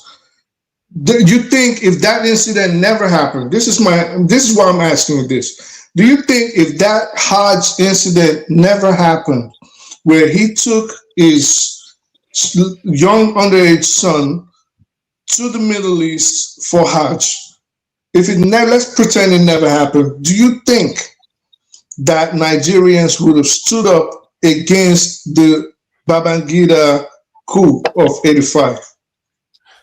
On balance, probably not. I think I will give So that what are we arguing? You should stop. But the if point you is, ask me, look at you that. should change the subject and move. Bros, honestly. No, it's a back and forth. It's cool. Wait. Let me say something, because I know you guys like to monopolize. You guys like to monopolize. You see, we've had one of our guys go because he didn't see any consciousness in this. We need to be more inviting. We can't. It's good for two people to go back and forth, no problem. But sometimes the whole conversation just gets misled. I don't even know where we are now. That's what you guys have done. Let's track back, because let's track back. See, American coming to Nigeria, bad idea. French people coming to Nigeria, bad idea. The reason why is not inherently because they are inherently evil in terms of they are going to do evil things to us. It's because we as a people are not ready to deal with them on a level that benefits us. I disagree with you. Themselves, but our people themselves are very. Let me just say this, profiling. Because sorry, brother, because we have to try and be accurate for our audience.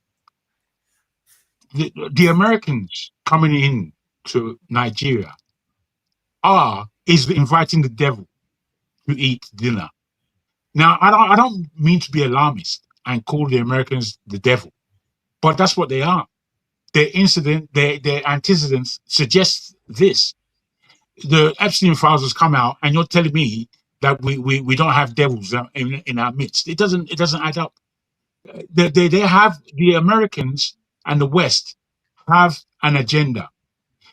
The Chinese have already won, I believe, the war of the New World Order. The Americans and the West do not agree with this point, especially the Americans. So I put it to you that 2-3 years ago, me and you wouldn't have ever thought that World War III would necessarily be fought upon the African soil. But right now, the whole idea of World War III and Africa is becoming so apparent. One, because everybody wants Africa. Everybody in the world wants Africa. It seems to me, apart from Africans. Africans are the only people that don't want Africa. So when everybody wants Africa, the French and the Americans were kicked out of West Africa largely, and now they've been invited back by stupid Nigerian government. And because of this, we are saying that we are not inviting the devil back into our midst. I think that's wrong. We are inviting the devil back into our midst. And Nigeria is going to be culpable of, Nigerians are hated in West Africa right now. I don't know if you're aware. We're hated. Hated. Yes. We're hated, but we are hated. And there's good reason for it, I'm afraid. The AES countries and those people who are in support of what the AES countries are doing, Nigeria is doing something completely different that has nothing to do with Pan-Africanism, has nothing to do with the rising of the black man, has nothing to do with empowering our people. Nigeria is a stupid country full of stupid people. I don't know how else to say it. I mean, it's as though we don't. I don't know how else to say it. I've been saying this kind of thing for a long time. But you are saying what I said too now. You are saying what I said. No. I say it differently from you. Wait, I say it differently from you because, one, I've been saying this thing for a long time, and I've always known it. You know how I know it?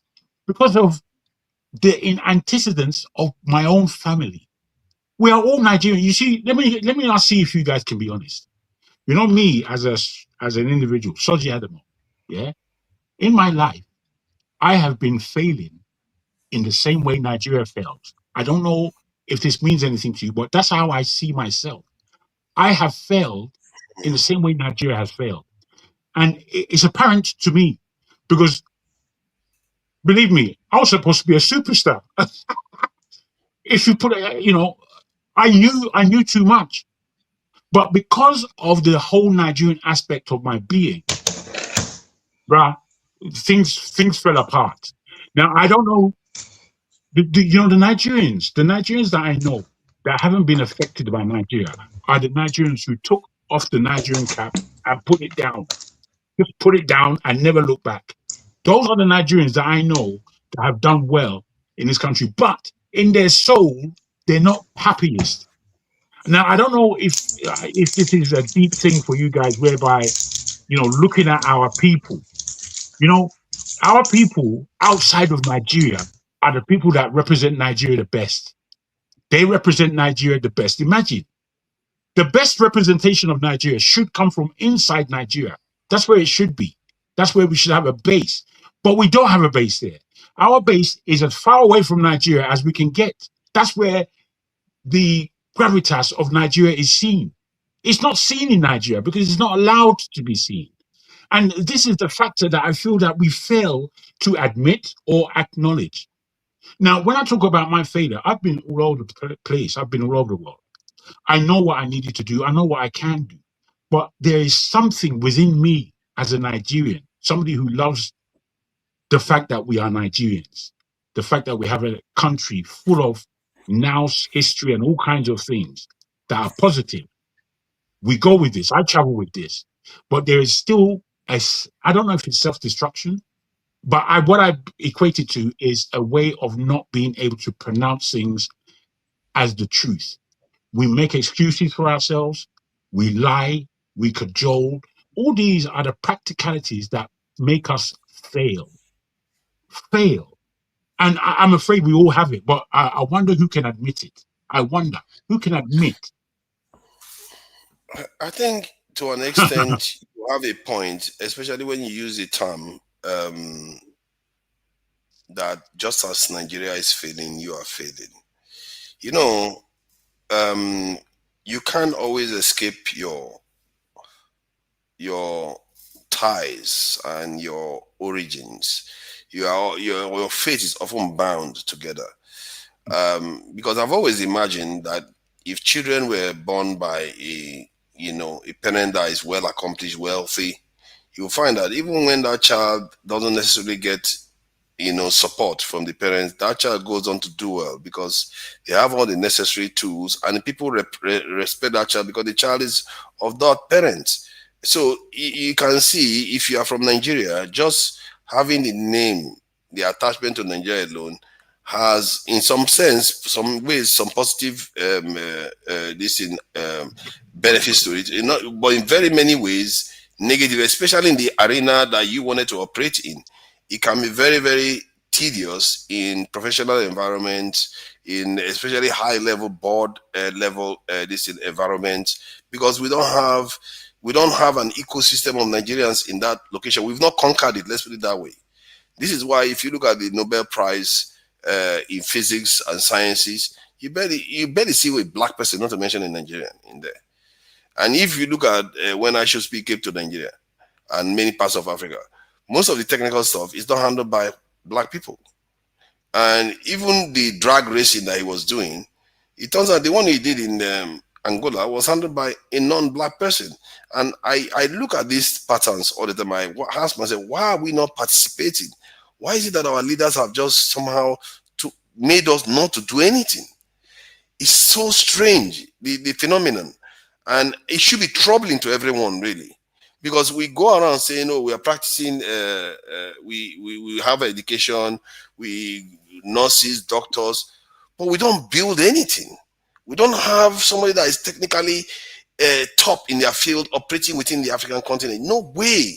Not even close. Is somebody even close to the top in their field? We don't even have it. Somebody that shows up in a documentary and says, let's seek an expert. No. We don't have it. We can't even throw rubbish away properly in our country. We throw it on the side of the road. It's like, even if you look at the road, they will pave the road, then the side of the road is full of rubbish all over. It's like the entire system. Sometimes when I look at our leader, sometimes I get back to this stage where I want to curse out all the elders I see. How did you people leave us like this? What kind of world did you create where the entire system is this way? How hard could it have been to work hard? Are you afraid of death? Because you are afraid of death, are you afraid you want to enjoy yourself so much? That's why we are now even suffering the consequences. And now we have American soldiers in our country. Maybe 20, 50 years ago, they would not have been able to do it. Now you're giving them the opportunity to do it. Because 50 years ago, there was the Soviet Union that was really, really opposing them. And if they wanted to have a footprint on physical presence in Africa, it may have been a problem for them. But now, look at us. We are now welcoming them because we don't have a choice. Whatever they do with us, they are free to do with us. Somebody is telling us that, oh, we can't do anything. No, we can do something. You see, we have now become, sorry, I'm coming. We have not been conditioned to believe that anything goes. Anybody can do anything to us. We can't say anything. We're just like slaves and here to serve other people. God forbid. I hope that's not what we are here for. Because that is basically asking for your end. And Jide, thank you for joining us. And what do you make of the conversation so far? I'm trying to take it easy because, if I talk too loud, the internet will cut. I have to be careful. What do you make of the conversation so far about everything you've had, really, from Epstein to soldiers in Nigeria? Yeah, thank you so much, Fathers. Good to see you, man. I'm glad you're on ground, man. I'm glad. Good to see you. Good to see you too. I didn't see you last weekend, but yeah, I'm glad I'm seeing you now. Yeah, I've had a lot of things. You see, the Epstein file thing, you see, we probably all agree, or our Zoom we agree, that the powers that are running the world today, the powers that be, the elites of the world, particularly the people that are running a lot of these Western countries, a lot of them are compromised. They are compromised by their actions, by their political, by their history and all those things. That's why they are also being They're able to, they do what they are being told, you know, by the people that sponsor them. You know, Trump is sponsored by, I mean, so many factions, right? Peter Thiel, what's the Adilson, all these powerful elites, you know, and he has to do what he's being told because he has been compromised. That's my first position about the Epstein files. A lot of people that run these Western countries, that's why they are so depraved. Because partly it's also because they are compromised. But secondly, the release of these Epstein files, this is the uncomfortable truth. Or I don't know if I say the uncomfortable truth, but the truth is it's not going to have any, they will get away with it. That's why it is out. The fact that it is out and it is released, nothing is going to change for the elites. For Trump, for what's the name of the guy in the UK, Starmer, all these guys, all of them, nothing is going to change for them, to be honest. Because like I said, it's not going to shake the powerful architecture that is running the West. The Western, the elites, the powers that be, the Rothschilds. I'm talking about the Rothschilds, the BlackRock, the asset managers of this world. Like, it does not impact them. That's why they can release it. Because for them to release and people to see it, it will have to impact them. Even though we can see what is going on, it will have to impact them for them to not want to afford it to be released like that. That's my position on it. Like, it's not going to impact. Like, we will not. The thing is, we probably also agree that the West. Yeah, but don't you think that maybe they don't? Since, okay, let's put it this way, because I've always wondered why is it that Epstein was even arrested and brought forward in the first place if they are this powerful. I've always wondered that, is it deliberately that they wanted to release information for whatever reason they are looking to do it? They want to use it to reset the system. We don't know. However, it could also be because the victims started coming out and there were too many of them and there were too many people to be able to plug, and they couldn't plug it and it got out of control. I'm hoping that the latter is the correct incident that occurred. They couldn't control the narrative on that one. And if that is the case, one thing that I suspect may change. It may not. Let's say 70% you are right, but something that may change is the Israeli influence. That may change. Do you think Epstein is dead? Wow, that's a big one. I'm not 100% certain. Honestly, man. That's the breakdown. You see, what we are not understanding or appreciating is that the world is written. It's a playbook. We are all actors within it. And those who are writing the script are the reason why information comes out at the time it comes out. Yes. So the prescription of the death of Epstein and the incarceration of Maxwell, it suggests to you some kind of normality of justice. Some kind. We know that's not justice at all, but that's what it's telling us, that there's justice. I'm telling you that this guy's walking around whole-bodied. He's walking around, Epstein I'm talking about, he's alive because he's an asset and he did all of this over many years. Do you think that they will just kill him and not reward him? Bruh, we are pretenders. A lot of the time when we talk, we speak as though we are really understanding what's running. We're not. No, of course. I don't. Yeah, but I don't. they've been known to assassinate people too, like Ghislaine Maxwell's. I'm not saying that. Yeah, because he made errors. He made errors. He didn't do a wonderful job like Epstein did. Epstein did a wonderful job for them. No, I think he did a wonderful job. I think they said he threatened them that if they don't give him a certain amount of money, he was going to spill some beans. And then he spilled. So that's what happened. That's Ghislaine Maxwell's dad, by the way. So yeah, they could feel like, okay, this is too much. We don't even need him anymore. Maxwell is in jail right now, right? She's in jail. She's in a nice prison.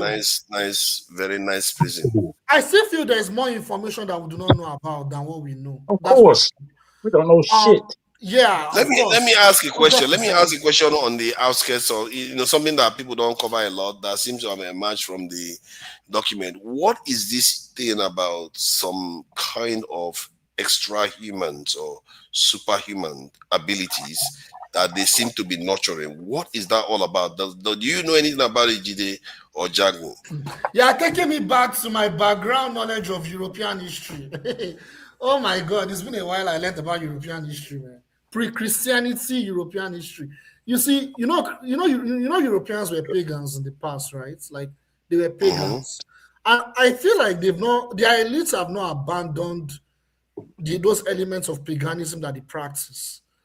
The use of blood, the use of human sacrifice, the horns, those horns that they use, those devilish horns and all that. I think if you look at to understand the spirituality of Western culture, the deep spirituality, it goes even beyond Christianity. No. What I was talking about was about the superhumans. Haven't you heard about it? Are you talking about the aliens? Are you talking about the aliens? No. Like human beings with extraordinary powers that they were nurturing. They were discussing it in an email that this person has this ability, and because of the things we put this person through, this stuff is beginning to manifest itself. So, like, that is the kind of conversation. This is in a kind of scientific research, because Epstein seems to be involved in everything, from life extension to research to help people tap into their powers. They said even Charlie Kirk was one of them. What's her name? What was her name? Candice Owens said. Kirk's wife. Is it Charlie Kirk? Charlie Kirk's wife. No, Charlie Kirk himself. That he was a gifted child. They wanted to put him in a gifted school. That they had to take him out, and that his life was like a Truman Show. That when he was younger, according to Candice Owens, that sometimes when he goes on the streets, the lights will be going off. These are things that are like out of this world stuff that we're talking about here. That's the kind of conversation they were having in the email. I see you have not even heard about that. It tells you that there's so much going on that people can't even keep track of the craziness that these people are involved in. The kind of stuff they are involved in. But for sure, like they are heavily depraved. For them to be, for crying out loud, for people that have so much power to be committing genocide of children, you should know that those people are heavily depraved. They are heavily. The way they look at it is that the way they look Wait, if I may. Sorry, forefather. Jide, when you say heavily depraved, what do you mean? And I want to have a quick exchange on this. Like, they are so inhuman. They are so brutal. They are so, like, they do not have any conscience. They don't have any soul. Like, they don't have any conscience. Okay. Like, very good. By being depraved. Now, like, what does that sound like to you when you speak like that? What does it sound like? It sounds like the way I see them, or yes, the way I see them. I see them like they don't even see us as human beings. Or it's almost like they don't see us as people that desire to live. Okay, very good. Very good. Now, I stopped you because of the word depraved. All you need to do is to understand what's going on. By the time you use words like depraved and people seeing other people as not being human or being subhuman, then you have to understand that there is supremacy going on. And within that supremacy, you have to understand that there is a father of that supremacy. And the father of that supremacy is in contact with those who would do his bidding. Now, this is why I think we have to understand how we speak, because it would fine-tune our minds to know, one, which sides we take, and two, what's really going on. Because we like to mash everything together and make it so confusing that it becomes so complicated we can't think. Words like depraved are accurate, but they're not letting you know what you're saying. What you're actually saying is that there is a devil, there is a hatred, there is an oppression going on. You have to understand where that's coming from. This is why I have to underline, we're not engaging our spirit in what our mind is telling us. We're not engaging our spirit in our movements, in our physiology. We're just speaking as though our mind and our physicality would say and tell us all. No, you need to engage your spirit to understand that when you use words like depraved, You are pointing a finger. Do you know where you're pointing that finger to? I'm not saying that you're inaccurate. I'm saying you have to know where you're pointing the finger. You can't just be saying these words and not understanding your meaning. So I don't speak without my spirit. Let me just tell you that for real. I do not utter any word without engaging my spirit. I don't, because I know the war. Can I like be the devil's advocate here? Because you know this is going to be hard because these people eat children. But still, let me try. Exactly. Let me try. This is the most difficult devil's advocate. It's not easy at all, bro. So these leaders, we say they are responsible for genocide and all the rest. They are also responsible for the technological rise of the world that has kept 8 billion people alive today. They are also responsible for the innovation of AI that might actually lead us to a point whereby we don't even need to work anymore. So if you look at Stalin, that has taken in excess of 50 million lives, one way or the other, through wars, through reforms and dictatorship, brutality, and he's still being honored for doing that. And these people said, allegedly. Now, let me disclose, allegedly, all the statements I made earlier on, let's, what do they call it? Let's put allegedly before all of them, just in case they want to come after me. So they are eating children. So, but it's not 50 million children. You know, you see, the point is they are bad, but they are not Stalin bad. You see my point? So that is the case I make here. And you have to also see from their point of view, there is also this ideology that I discovered that they seem to have. They believe in a world government. Mm-hmm. And they believe that during the time of Nimrod, if I'm not mistaken, I was building the Tower of Babel. Yeah. There was a kind of one world government then, but it was shattered by the Creator. And the Creator said everybody scatter all over the world, speak different languages. That Nimrod guy, I think it was Nimrod, I take it. Yes, His name, he's the one that went on, he's the one that they call Baal. He's the one that they call Baal. And that is where their own worship of Baal comes from, because they believe in a world government. And the same thing with the Illuminati, by the way. The Illuminati, they are like people that are against religion, because they believe that religion doesn't actually search for the real truths and knowing what is true. Basically, the Illuminatis are the founders, you can call them the founders of the scientific method of ascertaining truths. So that is how they emerge. So that is their kind of way of looking at the world.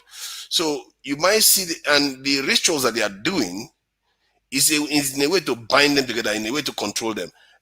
On top of all that, there is also the Zionist angle and the Jewish angle, which is also spelled out in the email where they're calling every other person that is not Jewish going, or whatever, I don't know. Yes, yes. Yeah, that's and right. they said those people are meant to serve them. That's right. We are nobody, we are just there to serve them. They can use us for whatever they like. So this is the circle of, when you look at all the negatives that come with them, it's a supremacist ideology that sees us as further. At the same time, it's a supremacist ideology. The people that are responsible for these things are also responsible for giving us the world that we have today. I wouldn't say they are totally responsible, because it's like I'm giving them the credit for it. Point is that they are the helms of affairs when we have the world that we have today. So that, if I'm gonna submit, is that they have given more than they have taken. No, I disagree. And I like the fact that you have some understanding of the machinations and the individual spiritualities or institutions that lead into the leadership of the world and the one world government as we have it. And I like the fact, historically, you spoke of Nimrod. These things let us know a lot of things. Let me put it this way. Firstly, in terms of Nimrod, you know the Yorubas are La Murudu. That's Nimrod. Yes. Namurudu. That's Nimrod, if you know or don't. Now, another thing you should Africa, we have the most languages in the world, full stop. So that tells you that the Tower of Babel was more significant upon the African continent than anywhere else, if you have any understanding of Nimrod and who he was, what he did. Now, given this, we look at Egypt and what was taken from Egypt. And when I say Egypt, I have to include the Israelites, because they have a culture that has a lot of crossover between them. Philistine, not Philistine. I forgot their term. The people that they call, what's their name? Tunisia. What was the big kind of institution, or not institution, peoples of Tunisia? Not Philistines. Anyway, The Carthage. Carthage. Yeah, And the Carthage. what goes back from Carthage, they were, I've forgotten the name, but it began PH. Anyway, The this tells you Phoenicians. Phoenicians. Thank you very much. I was Now, saying it. this whole atmosphere was an atmosphere of development, serious development, serious entering into the new world. You know, the fact that there are discoveries all over the world was largely due to the Phoenicians. They were the first to circumnavigate the African continent. They were probably the first to ever enter the American state. Let me just say this now. When you now bring it up to the point of the Illuminati and you entertain what it is that they're doing, all of their things go back to Egypt. It goes back to Egypt, but it takes a different turn. It takes a different turn. And that turn is what we call the European power base.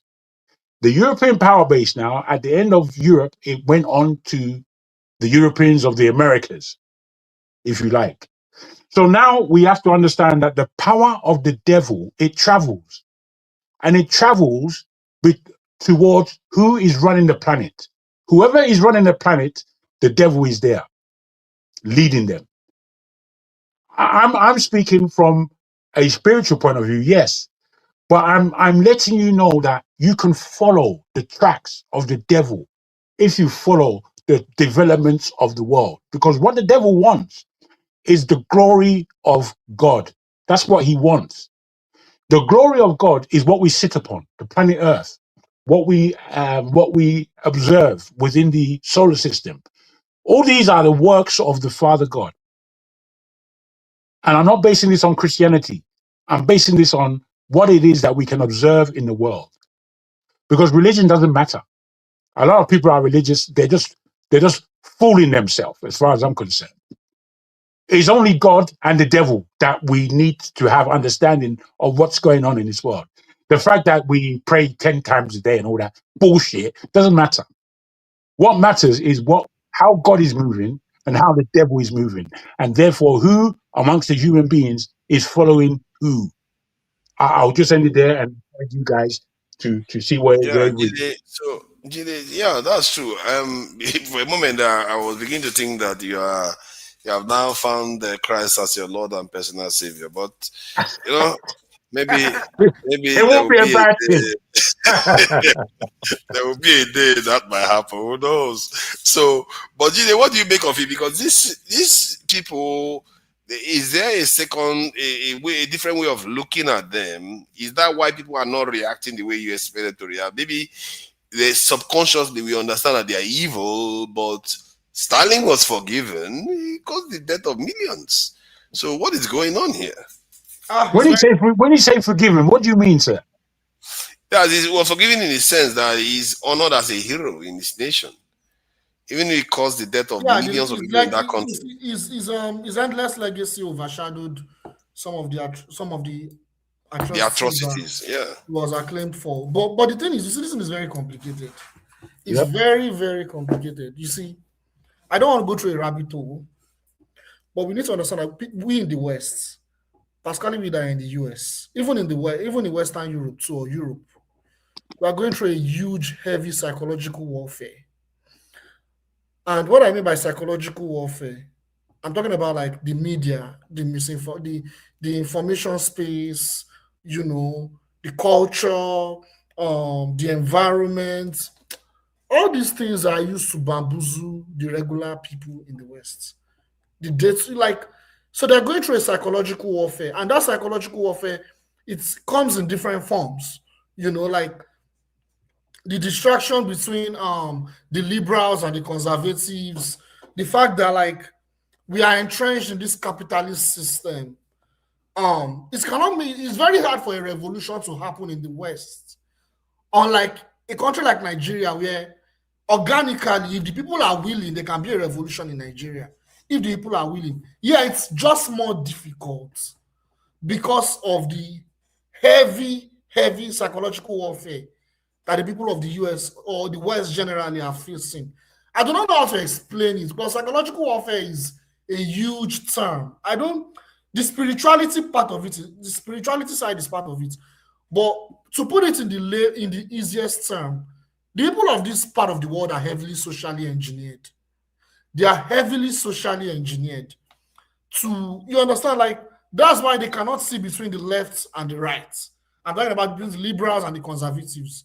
And at the same time, it's like they also entrenched this system that it's so difficult to get away from it. The high level of consumerism itself is just difficult to get away from it. The high level of consumerism is unmatched compared to other parts of the world. That's part of it. So it's just so complicated. Even the culture, the individualistic culture, so all these factors, it plays a role. Like, I'll give an example. Even Black people, they are the voice of oppression against oppression. The Black people in America, for crying out loud. How were they able to curb them? They were able to curb them through integration into the white liberal space or the Christian conservative space. They were able to absorb them. Now you have the FBA. The FBA is, I'm going into a rabbit hole here. But the point I'm making is the people of those countries, they are going through a huge psychological warfare that is so deep that I don't want to go into. But you see, you are trying to say that that's the reason why they are not tearing their leaders up. Believe me, there will be a time that will come. I feel like America is in a crosshair. Just as they are putting other people in the crosshairs, they are in crosshair. And I don't understand why. That's why I disagree with this guy where he said we don't have a choice. We have a choice. We have a choice. I need to talk about it. Oh, I'm glad that you talk about that thing about. I'm glad you mentioned it. I don't know. Someone was talking about the fact that Nigeria as a country do not have a choice. They do not have alternative. That is bullshit. Excuse my language. We have many choices. We have multiple choices. It is our government that chose what? They chose to have alliance with US, Turkey, and all those Western NATO-backed countries that do not serve our interests. For crying out loud, the choice is there. The choice is there. There are some I think the way it looks at it is that if we do that, they will come and attack us, and it will be the end of the day. And it's because you are. I did say that our people are not ready to make this necessary sacrifice for it. But if you have a good leader, and Nigeria is a very, very fickle country. Yeah, in so many ways we don't have defensive infrastructure to fight any major conflict. But we are also one strange country that has been built in such a way that when you look at Nigeria, they're like, how do we disable this country? Because how many targets will you have? Because I remember they were talking about the Iran war. That was it America or Israel? One of them ran out of targets to target in Iran. In the sense that if they start looking to hit every single target that they have in Iran, they will lose a lot of missiles, and they couldn't sustain it for a very long time. So that was one of the problems. Can you imagine Nigeria if Iran is like that? Nigeria is like, how many power stations are you going to destroy? If you destroy power stations, people carry on with their lives. You will have to bomb each house one by one. It depends on their intention. Right now, Gaza is completely decimated. Yet still, they're bombing that place because people are alive. What's going on in Gaza is a genocide. So if they're going to operate, it depends what their focus is. Their focus the right now. point Wait. Their focus right now No, is not to. to be It's fair, not to. generally, militaries want to disable many of the state infrastructure can I from can I functioning. respond to that? The problem with Nigeria is that the state infrastructure is detached from the Can I respond to that? Number one, Gaza is not a state. Like, it's not a state that has a formidable military, a state-controlled like Gaza is an open space. That's not You the understand? reason. That's Like, not the reason. no. I mean, they can't bomb Gaza like that. They can't bomb Iran like that. For them to bomb Iran like that is they don't have enough. I mean, they don't have enough bombs to do that. You see what I'm saying, right? You see what I'm saying? Like, they can't bomb Iran. Even Nigeria, they can't bomb Nigeria like that. I think they say Iran is 70-something times bigger than Gaza. That is, you don't have enough bombs to bomb. I mean, Iran. even Nigeria, like, because these are states. These are states. These are states. Like, they are states. They have their own military. In Gaza, you have militias. They are militias. They are just on the ground militias that are fighting. They are resisting an oppressive regime, an oppressive state. That's not a kind of war that you equate with two states that are fighting each other. That's number one. Number two is my political position has always been the same. We need to be in a state of war for us to really, really, really prosper. That has always been my position. I feel like I'm beginning to. You see, I call it a catalytic event. I don't know whether it has to be a war. You see? Or we Let's invite the newcomer, if we may. Look at that. No, please, because it's not good just to have somebody here talking with. Look at that. It's already pandering now. Come on, guys. You're supposed to do that job. You're supposed to do that job. Before you do that, start saying in the name of Jesus. In the name of Jesus. Welcome, Mozugo. Morungaru. That's an interesting word. So that sounds Kenyan. Sounds East African. Seriously, this week I've been a little bit traumatized. I hate to use that term because it's been abused so much, but it's made me a little bit troubled. Some of the things I've heard this week, especially from the Epstein file, from superhuman abilities to things practices, rituals that are outside the realm of human. Sorry, let me just explain it to him. Rituals that are outside the realm of our knowledge, where they can, get you to bleed without leaving a scar, that kind of situation. And then you have a situation whereby they are, munching on babies and talking about how they taste, like you can't, there are too many things there. And I felt like this is weird, man. This is out of this world weird. And how people, I think maybe a lot of people are feeling the way I feel, because if this can get to me and I've seen things, I don't know, man. I don't know what you make of it.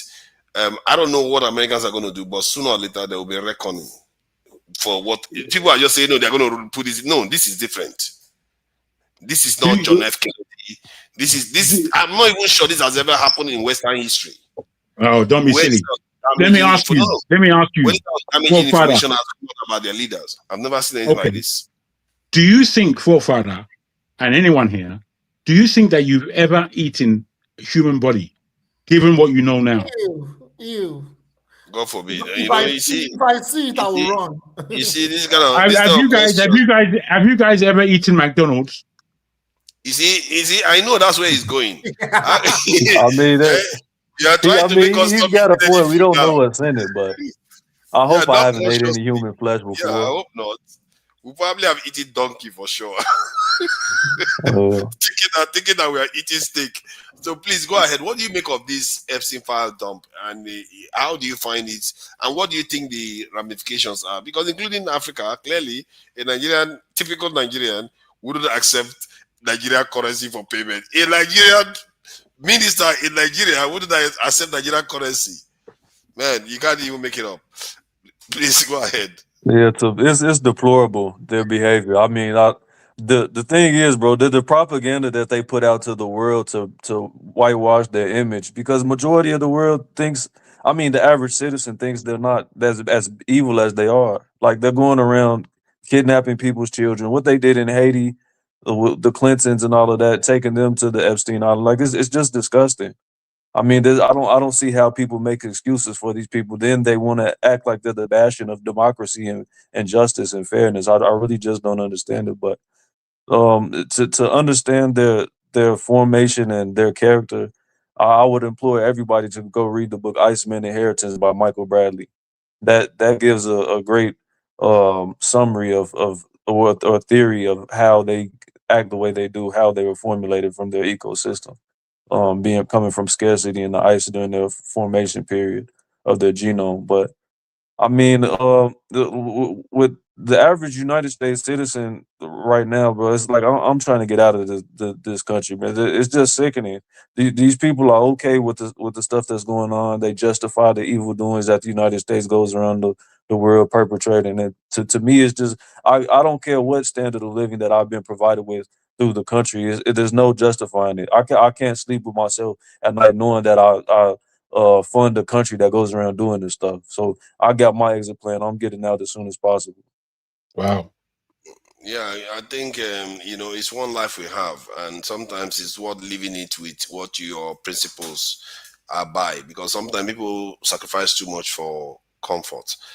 But has there been any time in history such sordid, grisly information has emerged about their Yes, leadership? brother.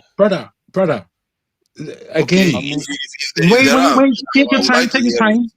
Anytime any empire is coming to an end, it enters into a climate of depravity.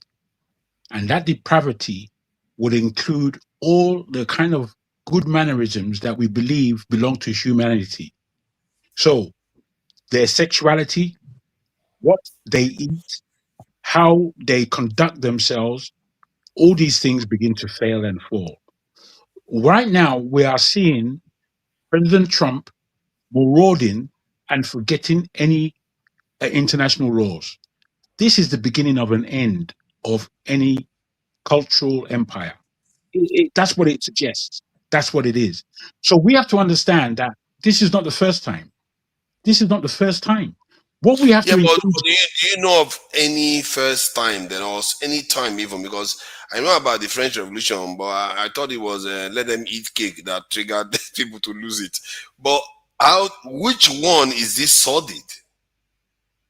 This is like eating babies. But No, you're they not have it. understanding. You're This not isn't new understanding for one. them though. You're just being shocked, which is fair enough. I understand the shock. I'm Wait. just being shocked. Wait. I'm No, just trying wait. to get you to give us an example like this. I Rome, agree with your point, by the way. So I'm just talking about the specific bruv, grisliness of the, With the the other certain thing, fraternities that they if have. sorry, my brother, I beg your Are you pardon. good? Thank you, sir. The other day, I was eating a Jamaican patty, and it wasn't from a Jamaican restaurant. It was from round the corner, and it was the patty was made by Indians. So as I was eating it, and these Epstein file news was coming on, I opened the patty. I opened the patty, and I looked at it, bruh. And I thought to myself, I don't know what the fuck I'm eating. I have no idea what I'm eating. It tastes all right, but I don't know what's in here. I have no idea. So any of us that believe that we haven't engaged in the eating of human flesh, we may very well be fooling ourselves. We may very well, because they're giving it to the world. And it's happening on many levels, and it's an industry. It's an industry. Come on, guys. We can't. You are an alarmist. First you start talking about food. Don't be talking about food when we're talking about baby eating. You are ruining food for me. Don't do that. Now you are saying we too have eaten it. You are trying to drag us into this craziness that has been going on. So see, I don't personally. I keep saying it. America is going to go through something. And China, but forefathers, rubbing their hands and waiting. Sorry to interrupt. Do you notice that all the people that we see as enemies, that they wanted us to be our enemies, that they pointed their finger and said, "These are our enemies. Run away from them." People of those countries, do you notice that none of them were in the Epstein files? None of them. Is it Putin? Is it Kim Jong-un? Is it Xi Jinping? Tell me any of them. Tell me. None of them were in the Epstein files. None of them. You will not find the None Ayatollah of them. there. That would be Even that. Ayatollah, nothing. Imagine they find the Ayatollah there. He was going on Epstein Island. Everything is connected. That would be crazy. Imagine if the Ayatollah went to Epstein Island. That would be crazy. But you could see UAE monarch. All those, I think UAE prince, he was there. Yes. Saudi Arabia prince. All these people, they were there. When we come and talk on this show, people see us as conspiracy theorists. Now everybody can see it now. It's blatant. It's a big industry. When I said that I want to go to North Korea, I spoke to one Chinese girl in one restaurant yesterday. I was chatting with a Chinese girl. We're just chatting. And she was telling me that, and I was telling her that I would like to visit North Korea. And she was encouraging me to visit North Korea. That's a very beautiful place. I should visit Pyongyang. What place? Pyongyang. I don't know how to pronounce Pyongyang. The place is so beautiful. There's a part in China that if you go there, there's a part of China that if you go there, you can see some parts of North Korea, how beautiful it is. So we're just just, and I was like, you can never see this on CNN. They will show you that Kim Jong-un is cutting somebody's head. Or man. Yeah, but let me share this because I think there is something about this phenomenon that may be actually not necessarily only Western based. Maybe even North Koreans are doing this. Maybe even this thing, Nigerian leaders. Oh no, Nigerian leaders look like human eaters already. This is allegedly. I'm not saying this for real, especially that I'm in Nigeria. I'm not saying they eat human beings. But point is that they could, because given their antics, it's really horrible. But let me share this video about just indulge this professor. I think Jide knows about him already. He was describing some of the phenomenon that is responsible for creating some of situation. Okay, so these are examples of how you get people to coordinate together. The problem is that these are all obvious to people, which forces them to do the same thing. Okay? But there's a strategy that you can use that allows you to coordinate secretly and defeat all your enemies. And this strategy is called transgression.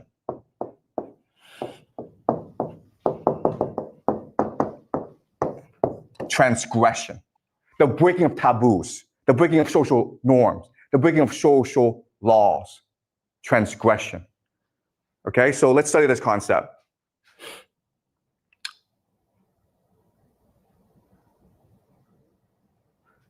All right, so the idea is that, the theory is that the greater you transgress, okay? This is the level of transgression. The greater your cohesion, which leads to synchronicity. Okay, that's a theory I want to propose to you. All right? So transgression, I mean, it's a very simple idea. You're breaking the rules, right? You're cheating. And therefore, everyone wants to put you in prison. Which means that the only way that you can survive is if you keep the secret among your group, right? Which forces cohesion. Does that make sense?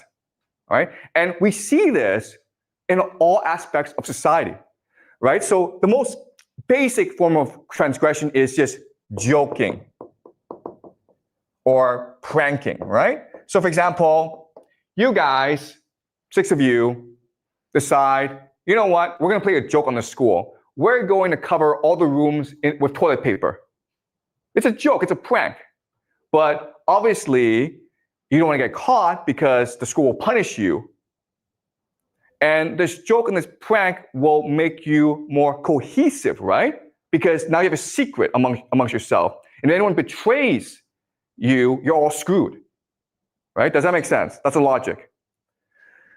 The other thing that's really interesting is that when you transgress, when you break a taboo, you feel empowered.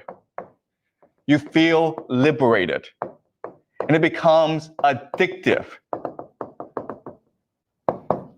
right? You fill the school with toilet paper. You're like, that was a lot of fun. Why was it fun? Because you broke the rules. You feel I'm more powerful than my teacher, then so you keep on doing more and more of this stuff, right? Then you may be like, hey, let's go to the store and steal a candy. That candy may cost $1, nothing, right? But you try it and you are terrified. You're seized by doubt. You're seized by fear. Sorry, so this is the sound that tells us that we should go on break, but again, we don't go on break in this class, okay? So I apologize. We're not taking a break. We keep on going, okay? But that's what the sound is. Okay, so you're terrified because your mother, your teachers, everyone told you stealing is bad, right? But when you actually go and do it, how do you feel? You feel energized. You feel liberated. You feel empowered. And if your friends were with you, the friendship becomes much more unified, much more cohesive, much more synchronized. Does that make sense? And now you want to like, let's break more rules. Let's see what happens if we break more and more rules. And you keep on going because it's addictive. And ultimately, there's a transgression that is the ultimate taboo, which is what? You guys know? Yeah, right? This. Right? Can you think of a more worse transgression than this? That's why they do it. Because it feels empowering. It releases energy. They do it because they believe that when you do this, it releases divine energy. And when you actually do it, okay? Guys, I'm not telling you to go do this, okay? Please do not do this. Okay? And please remember, okay? This is evil. We should not be doing this. But when you actually go and do it, those who can do it, they feel as though they are now inundated, that now they are now filled with divine energy. They found the secret of the universe. They found the ultimate power in the world. Another transgression, which is not as bad, but pretty bad, is the idea of incest, right? And there are... So as you can see, the point, the reason why I played that was that it looks like almost every society at the top of the society, if they are to hold to be cohesive, they will have a form of, from what he's saying, transgression behavior, where they do things in secret to ensure that there is mutually assured destruction if they turn against each other. So this top remains calcified. And based on my own deduction, because I reached a conclusion once that the elites in a society, they are one of the most difficult people to dislodge. This could be one of the reasons. I'm not sure why. Because every other reason doesn't seem to make sense. This could be it. Because if you look at like the French Revolution, it took a revolution to dislodge them. Russia, the same thing. Tell me any time you've dislodged, any society has dislodged their elites peacefully and calmly. It's almost an impossibility. So this could also be part of the reason, because if a rich person wanted to feel like, you know what, those things that the masses are saying is, you know, I feel it, maybe I should put hand and support them. But because of all these ties that they have, loyalties that they have to each other, they remain the same way. They will say, no, you're not allowed to step out of line. And they have loyalties and debts to each other, all kinds of different debts to each other. So that may explain some of that. Maybe there are other fundamental factors why elites are very, very hard to dislodge. And this type of knowledge is also useful to understanding what is going to happen in South Africa. Because most those South African black people that think that, oh, somewhere along the line, the white people are going to give them that wealth, it's not going to happen. It's not going to happen because history suggests that that never happens. It will be the South African, they will be the first, that the white South Africans will be the first elites to grant so much power to the population, or at least transition their elite power to another group of elites, like black elites. They don't do that. They often hold on to it until their hand is forced to give it up. So let those South Africans that want to believe that someday the Rainbow Nation is going to actually rainbow in their direction, I'm not buying it. They're going to double down. Elites always double down. But that said, that is to the point whereby if somebody talks about food now, I think twice. And according to one girl on TikTok, she said, I would never go near cheese. She said, what was that cheese? This is that. She said, I would never go near that again because of the kind of things that she has read. So, but Murungaru, I wanted to ask you about it. I don't know whether you picked up on the superhuman aspect that they were discussing, because people don't pick up on that. That may be actually quite, who knows, it may even be more important than all the other stuff we are discussing, that human beings have powers that normal people can't account for. Like, they didn't describe the powers, but they are talking about how different individuals are manifesting their powers, and some of them, they have to traumatize them for them to be able to display some of those powers. So I don't know whether did you read or hear any of that report regarding these people with powers that Epstein and co were discussing? Yeah, I heard that. I'll believe that when I see it. I mean, a lot of this stuff that they put out, the files they declassify, a lot of it is just subversion. Like I take everything that they do with a grain of salt, because if for them to declassify files, they always have an agenda, because they don't have to release them. There's a lot of files that they haven't declassified and they won't declassify. So if they put something in the media, it's for a reason. Because they have directed towards it. But do they not? Don't you think that they don't have much of a choice given at this stage? Like, what my point is that they said they were going to release it. It's not like the Kennedy file where they locked it up, or Pearl Harbor, or whatever happened, moon landing, they caged it in. This is a convicted pedophile that they've seen, and it's different. I don't know whether there's any like Jeffrey Dahmer. They decided to classify the Jeffrey Dahmer's file. No, this is a convicted pedophile. So it will be very, very hard to hold on to that information, knowing full well that that guy is a convict, and he's convicted for human trafficking and sex trafficking and all the rest.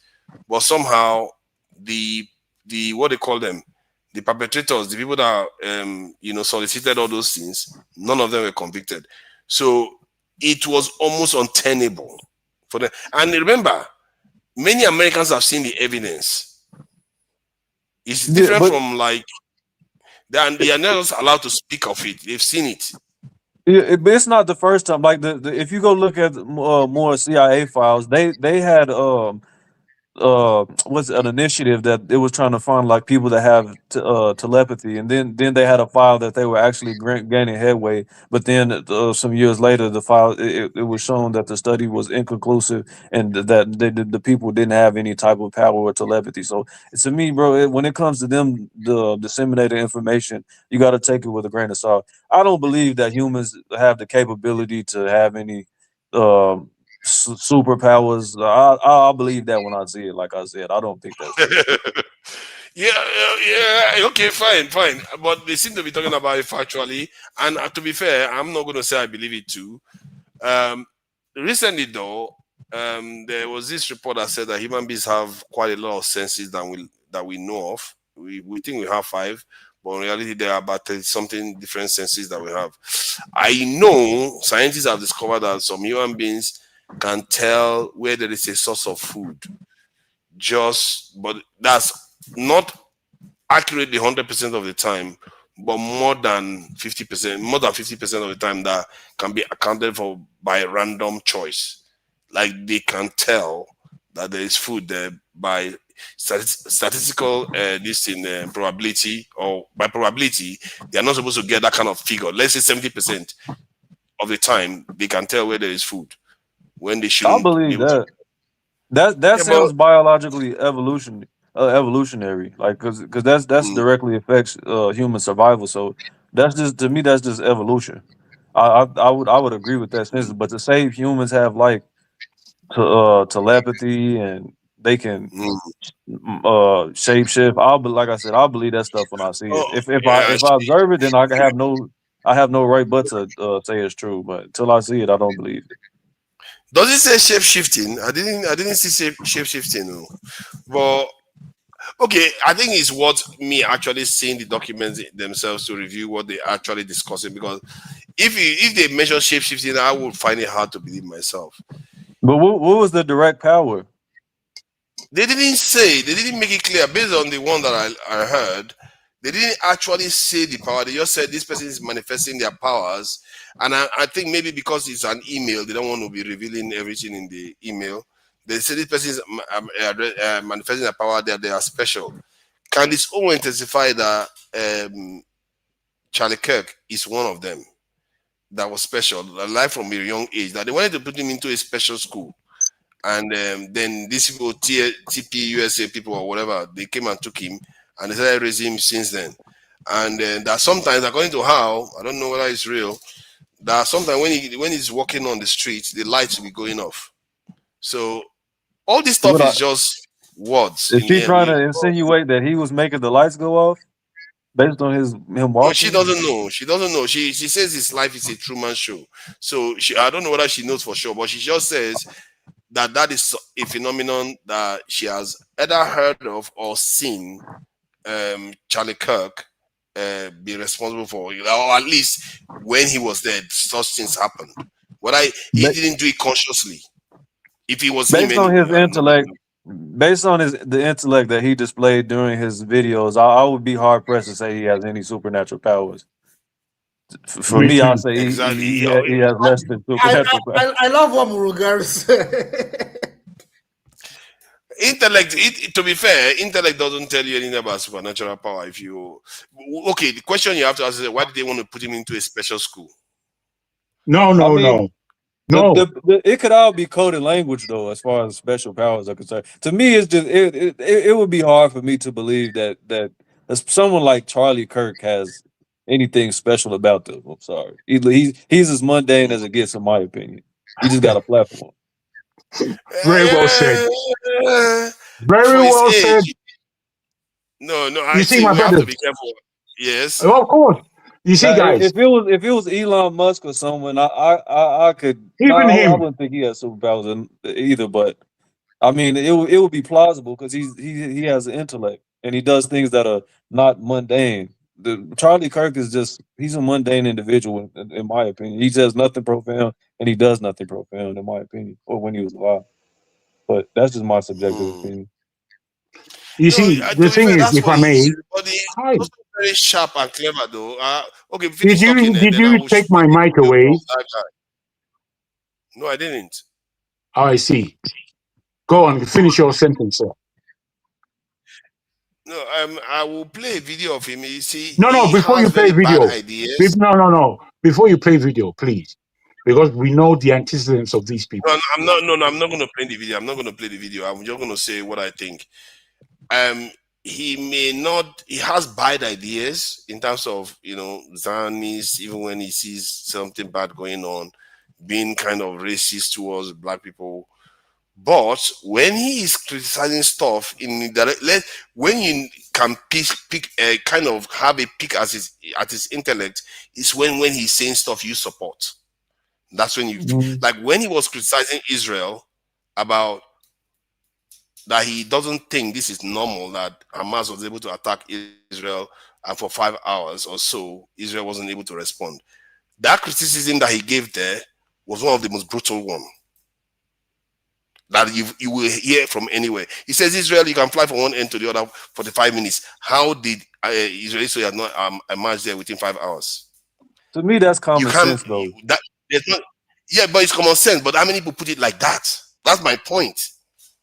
Yeah, but to me, that's not anything spectacular from an intellect standpoint. No, it's not. It's not even the stuff that I disagree with. It's not even the stuff he says that I disagree with. Like when he's analyzing dynamics, he obfuscates blatant facts that everyone knows, but he tries to push his own agenda. To me, that's just to tell somebody that's trying to be abrasive.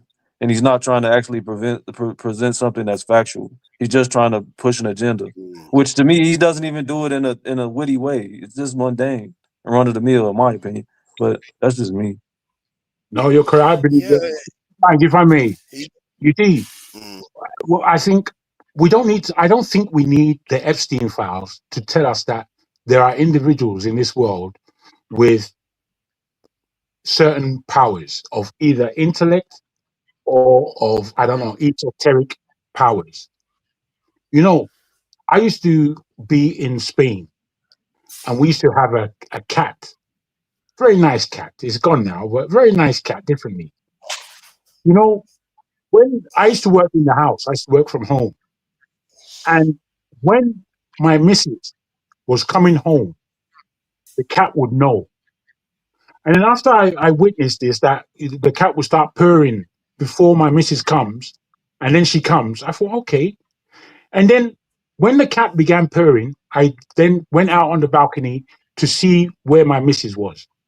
And she was nowhere to be seen until she turned the corner and I saw. And this was happening. I was just observing this thing that is so different from human being, where someone can sense that there's somebody coming. Now, that observation led me back to thoughts of Nigeria and the things that are spoken in terms of spooky Duke Nigeria. You know, Nigeria is very spooky in terms of what they suggest that happen, that people do shapeshift and that people turn into cats and birds. That's what they say. Now, I look at this and think that power that my cat had in sensing that someone she knew was coming. I believe that human beings have these aspects within their humanity or within their being. Now, I don't think, because I was raised as a Nigerian and all these spook Madook bloody tales, I've heard them throughout my life. And believed, not believed, I didn't even know which one it was that I had in mind. But at times it was scary. And then you grow. And then you see that the world is full of spook Madook. The whole world is full of it. The living spook Madook is the television and what it puts out there and what it leads people to do. That is one thing that tells me that there is spook Madook in this world. So I don't always believe that we need to be told from the Epstein files that there are people with certain powers out there, whether it's powers of manipulating the mind, or manipulating thoughts, or it's powers that would allow a man to fly. I don't know. I've never seen it in myself, in any human being. However, it doesn't take me away from when I think about what I think in my own mind and how far my own mind can take me. Sometimes my mind will take me places. I'm not directing it there. I'm not directing it to all these places. It's just wandering. And within my wandering, I'm thinking, my goodness, what are you thinking about? Now, if these things can come into mind, I believe that they can happen. That's my position. Okay. I also am of the opinion that, yeah, go ahead. This is going to be a little bit off topic. I really want us to talk about Cuba and Cuba and Iran. What is actually going on right now with Cuba? Okay, we are just going to touch on that because we are going to be rounding up in a couple of minutes. Let's give it 5-10 minutes. Honestly, like Iran. Yeah, this Iran war. The Iran war wouldn't be happening if that hippie Ayatollah wasn't putting that fatwa. He's hippie. Nobody ever, I discovered that he was hippie. I thought he was some kind of ferocious lion and everything. Only for you to come across as hippie. I can't believe it. Because if it wasn't like that, by now they would have gone nuclear and all these cases will close. They will become the North Korea of the Middle East. Or nobody disturbs and then you just leave them to their own vices. But his fatwa did not stop them from producing a nuclear weapon. He says they should not do it. That's the fatwa. No, that's not my point. No, that's not. I didn't say it wasn't a fatwa. I said his fatwa did not stop Iran from achieving the nuclear weapon. So regardless of the fatwa, Iran has still, regardless of the fatwa, I'm trying to say there has been no effect on whether the fatwa it stopped Iran from having a nuclear weapon. He made a fatwa, fine. Yes, true. But this is my point. Other factors, for example, the sanctions, the constant bombings, the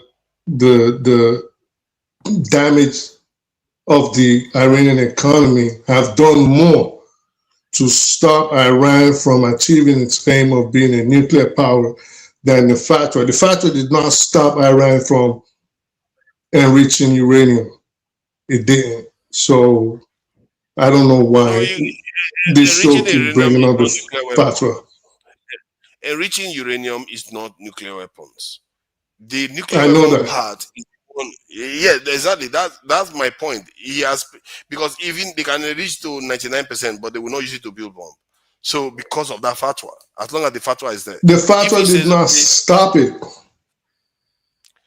Why the do you fatwa keep didn't. saying, you are talking as if they have nuclear weapons now? Well, we don't even know that. But all I'm saying is, if Iran has always wanted a nuclear weapon, regardless of the fatwa, so what? But the fatwa did not preclude. I believe that the fatwa is the reason why they don't have it. And I believe it's not. Because if Iran, they say based on their theological beliefs, they cannot produce nuclear weapons. Based on the fatwa, we're saying the same thing. But I'm saying Iran still wants its hands on a nuclear weapon, regardless of whatever fatwa was put out by the Ayatollah or Ahmadinejani statements to the IAEA or the United Nations. It doesn't matter. Iran today wants a nuclear weapon. If Iran had its hand on nuclear technology right now, or had its hands on technology that could place bombs on a warhead that could travel intercontinentally or even 5,000 miles away, you think Iran would say, well, the Ayatollah made a fatwa, we don't want the bomb? You think that's what's going to happen? I'm beginning to believe that. The reason why I'm beginning to believe that is because they've had enough time compared to all the other people that went nuclear to figure out a way, even when they are being sanctioned. It's not only them that were sanctioned, including Pakistan and North Korea. They were all sanctioned and they went. Do you understand how Pakistan got its nuclear weapon? Yeah, I know about that. Let me just explain something to you about the Ayatollah's this thing. My belief is that if the Ayatollah sticks to that position and the top brasses, the IRGC, I don't know what they are called, they fear that, that this stuff is going to kill them, they might overthrow him and go nuclear themselves. Oh my God, what are you talking about? I don't know whether they could. I feel like they could. If they feel like America is going to destroy them or Israel is going to destroy them, and this guy is just insisting that they should not go nuclear, because it will be hard for them to go nuclear weapon when because remember, he's a religious leader. He's not just for who? He's a religious leader for Iranians, okay? And he's symbolic. Even the Ayatollah can be replaced. For Shia, okay, he's even symbolic. All right. So if the IRGC, what the Iranian government has known since '79 is that it is living second to second. The Iranian government has always known that if Israel and the West had the slightest opportunity, they would destroy them, erase them from the face of the earth. So, therefore, they have always been in the position that their survival the next second was not guaranteed. This has always been their position. So it is not now that they'll say, well, we don't know if we're going to get blown up, so we need to. No, they always needed this thing because the end goal from 79 till now, and even if, let me say one thing right now, even if it wasn't the Iranian, the Islamic government in charge right now, even if it wasn't, the goal of Zionism has always been to destroy Iran. It doesn't matter who was there. It could have been the Shah. It could have been Bob Marley. Where we are at right now is where we will still have been at. So the goal has always been to destroy anybody that could be a force in the Middle East and challenge Israel's power in that region. So in terms of challenging Israel's power, I can understand Israel wanting to dominate the region. I'm not sure I'm going to disagree with you on that. But the area we have a little bit of difference is about this nuclear technology in Iran. I reiterated my point. If he carries on the way he's carrying on, if you hear that there is a coup in Iran, don't assume it's going to be for Western powers. I'll be watching the coup plotter and thinking, why did they do this? Because that leader is a leader of all Shiites. It's like the Pope making a pronouncement, a declaration, and you go and find out that he's doing something. You're talking to a Muslim. I don't see that happening. So to also clarify, if there'll be a coup in Iran, it's gonna be the Revolutionary Guard itself, not even the internal. Yeah, it's not even gonna be like that's my suspicion, and it's gonna be for the reason that guy is endangering them all their lives. That yeah, but it's not good. Okay, if Iran, if it was the fatwa. Right, because we're going back to the fatwa issue. And that is just the official statement. But if it was the fatwa, how come Iran has a nuclear enrichment facility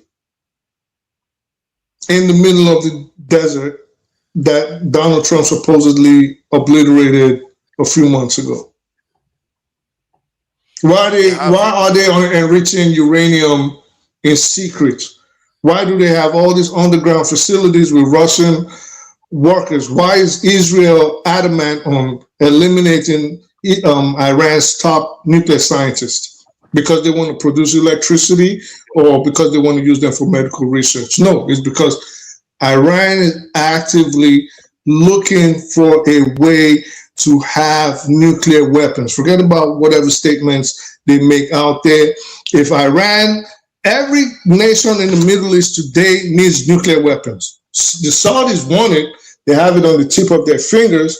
They just say, if we are in trouble, we call it Pakistan. If Iran gets it, we call it Pakistan. So the major powers in the Middle East, Israel has approximately 90 to 400 warheads. We don't know.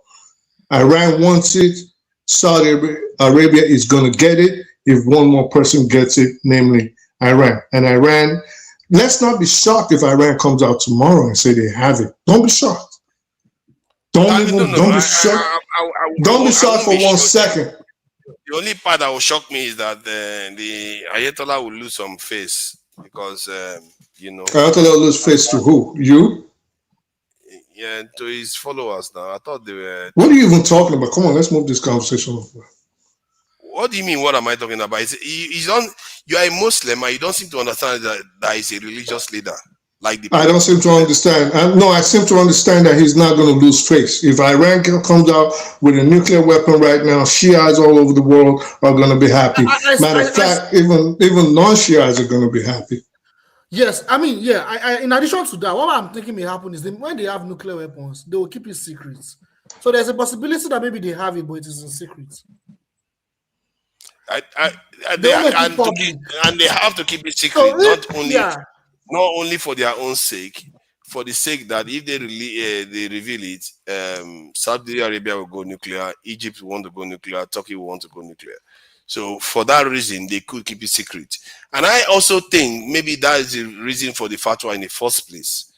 Not necessarily because he didn't have the ambition, but he knows the consequence of doing that will cascade into the other Middle Eastern states too. But we don't know. All this is speculation. But I truly believe that that guy is the reason, because if you have been attacked from 1979, you said it yourself that they are living from second to second. You would think that fatwa wouldn't be there. They will want to. Or you would think that a better way to get the world on your side and the IAEA off your back and the United Nations on your back and every other nuclear proliferation inspection committees on your side will be to say, officially, we don't want a nuclear weapon. Just like officially, Israel has no nuclear weapon. I don't think, I think you're paying too much attention to wordplay. Anybody can say anything. No, you can say that, but you don't have to pass a fatwa. That's my point. You can say that. You don't have to pay fatwa. Why not?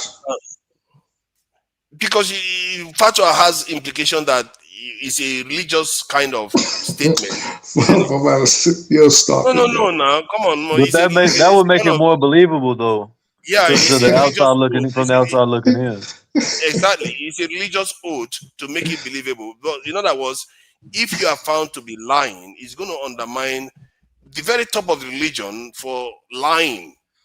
Based on it's going to undermine what religion? What are you even talking about, bro? Yeah, but to your point, I mean, if they get the weapon, all is going to be forgiven, like that at the end of the day. So even if he goes against the fatwa, if they have the nuclear arsenal, if they end up getting a nuclear arsenal, then that all will be forgiven because that's their survival based upon a religious decree. So they don't care, bro. Right now they are on the precipice of extinction. If the United States and Israel succeed in their aims right now, Iran will cease to exist. A civilization that has been in existence for tens of thousands of years is going to be broken down into pieces. This is what America wants. This is what Benjamin Netanyahu, Miriam Adelson, and the rest of this crazy Zionists want right now. So what is a fatwa when our existence is in peril?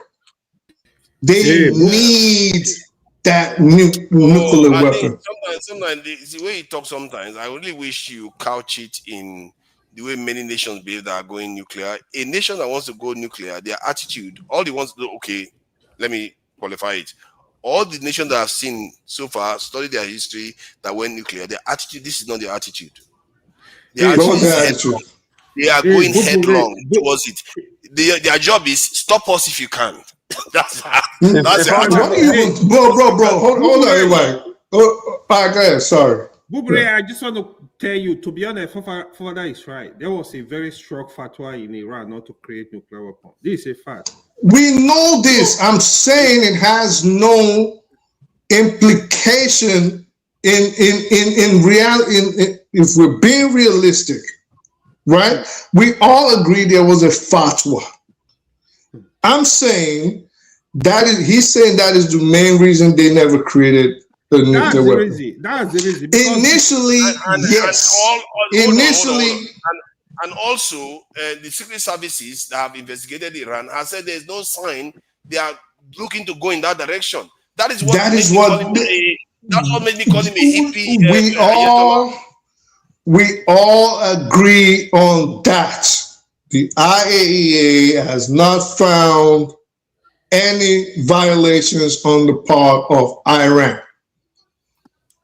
US intelligence hasn't either. The only people making a brouhaha are the Israelis, sometimes MI6, which for all we know, considering Libya and Iraq, they could be giving out false information, more likely than not. But that is not my position. My position is that the fatwa is not the precluding factor of Iran getting a nuclear weapon. In the beginning, yes. Right now, no, because Iran knows and is actively looking for it. They've looked at Libya, giving up its chemical weapons. They see what happened. They've looked at Iraq, Saddam giving up his plans for nukes. What happened to him? Now they're looking at themselves and seeing what is happening to them, because they do not have that deterrent factor, which is the nukes. And the Ayatollah's fatwa is not the reason why they are not building. They want it, they need it. And if they could get it. Why? Hold on. Tell me, what is the reason why? You keep telling me to hold on, Katsu. Yeah. I want to ask you a question now. What is the reason why there is no sign they are even learning or trying to even head in the direction of nuclear weapons? Why? Maybe they're very secretive. Maybe they're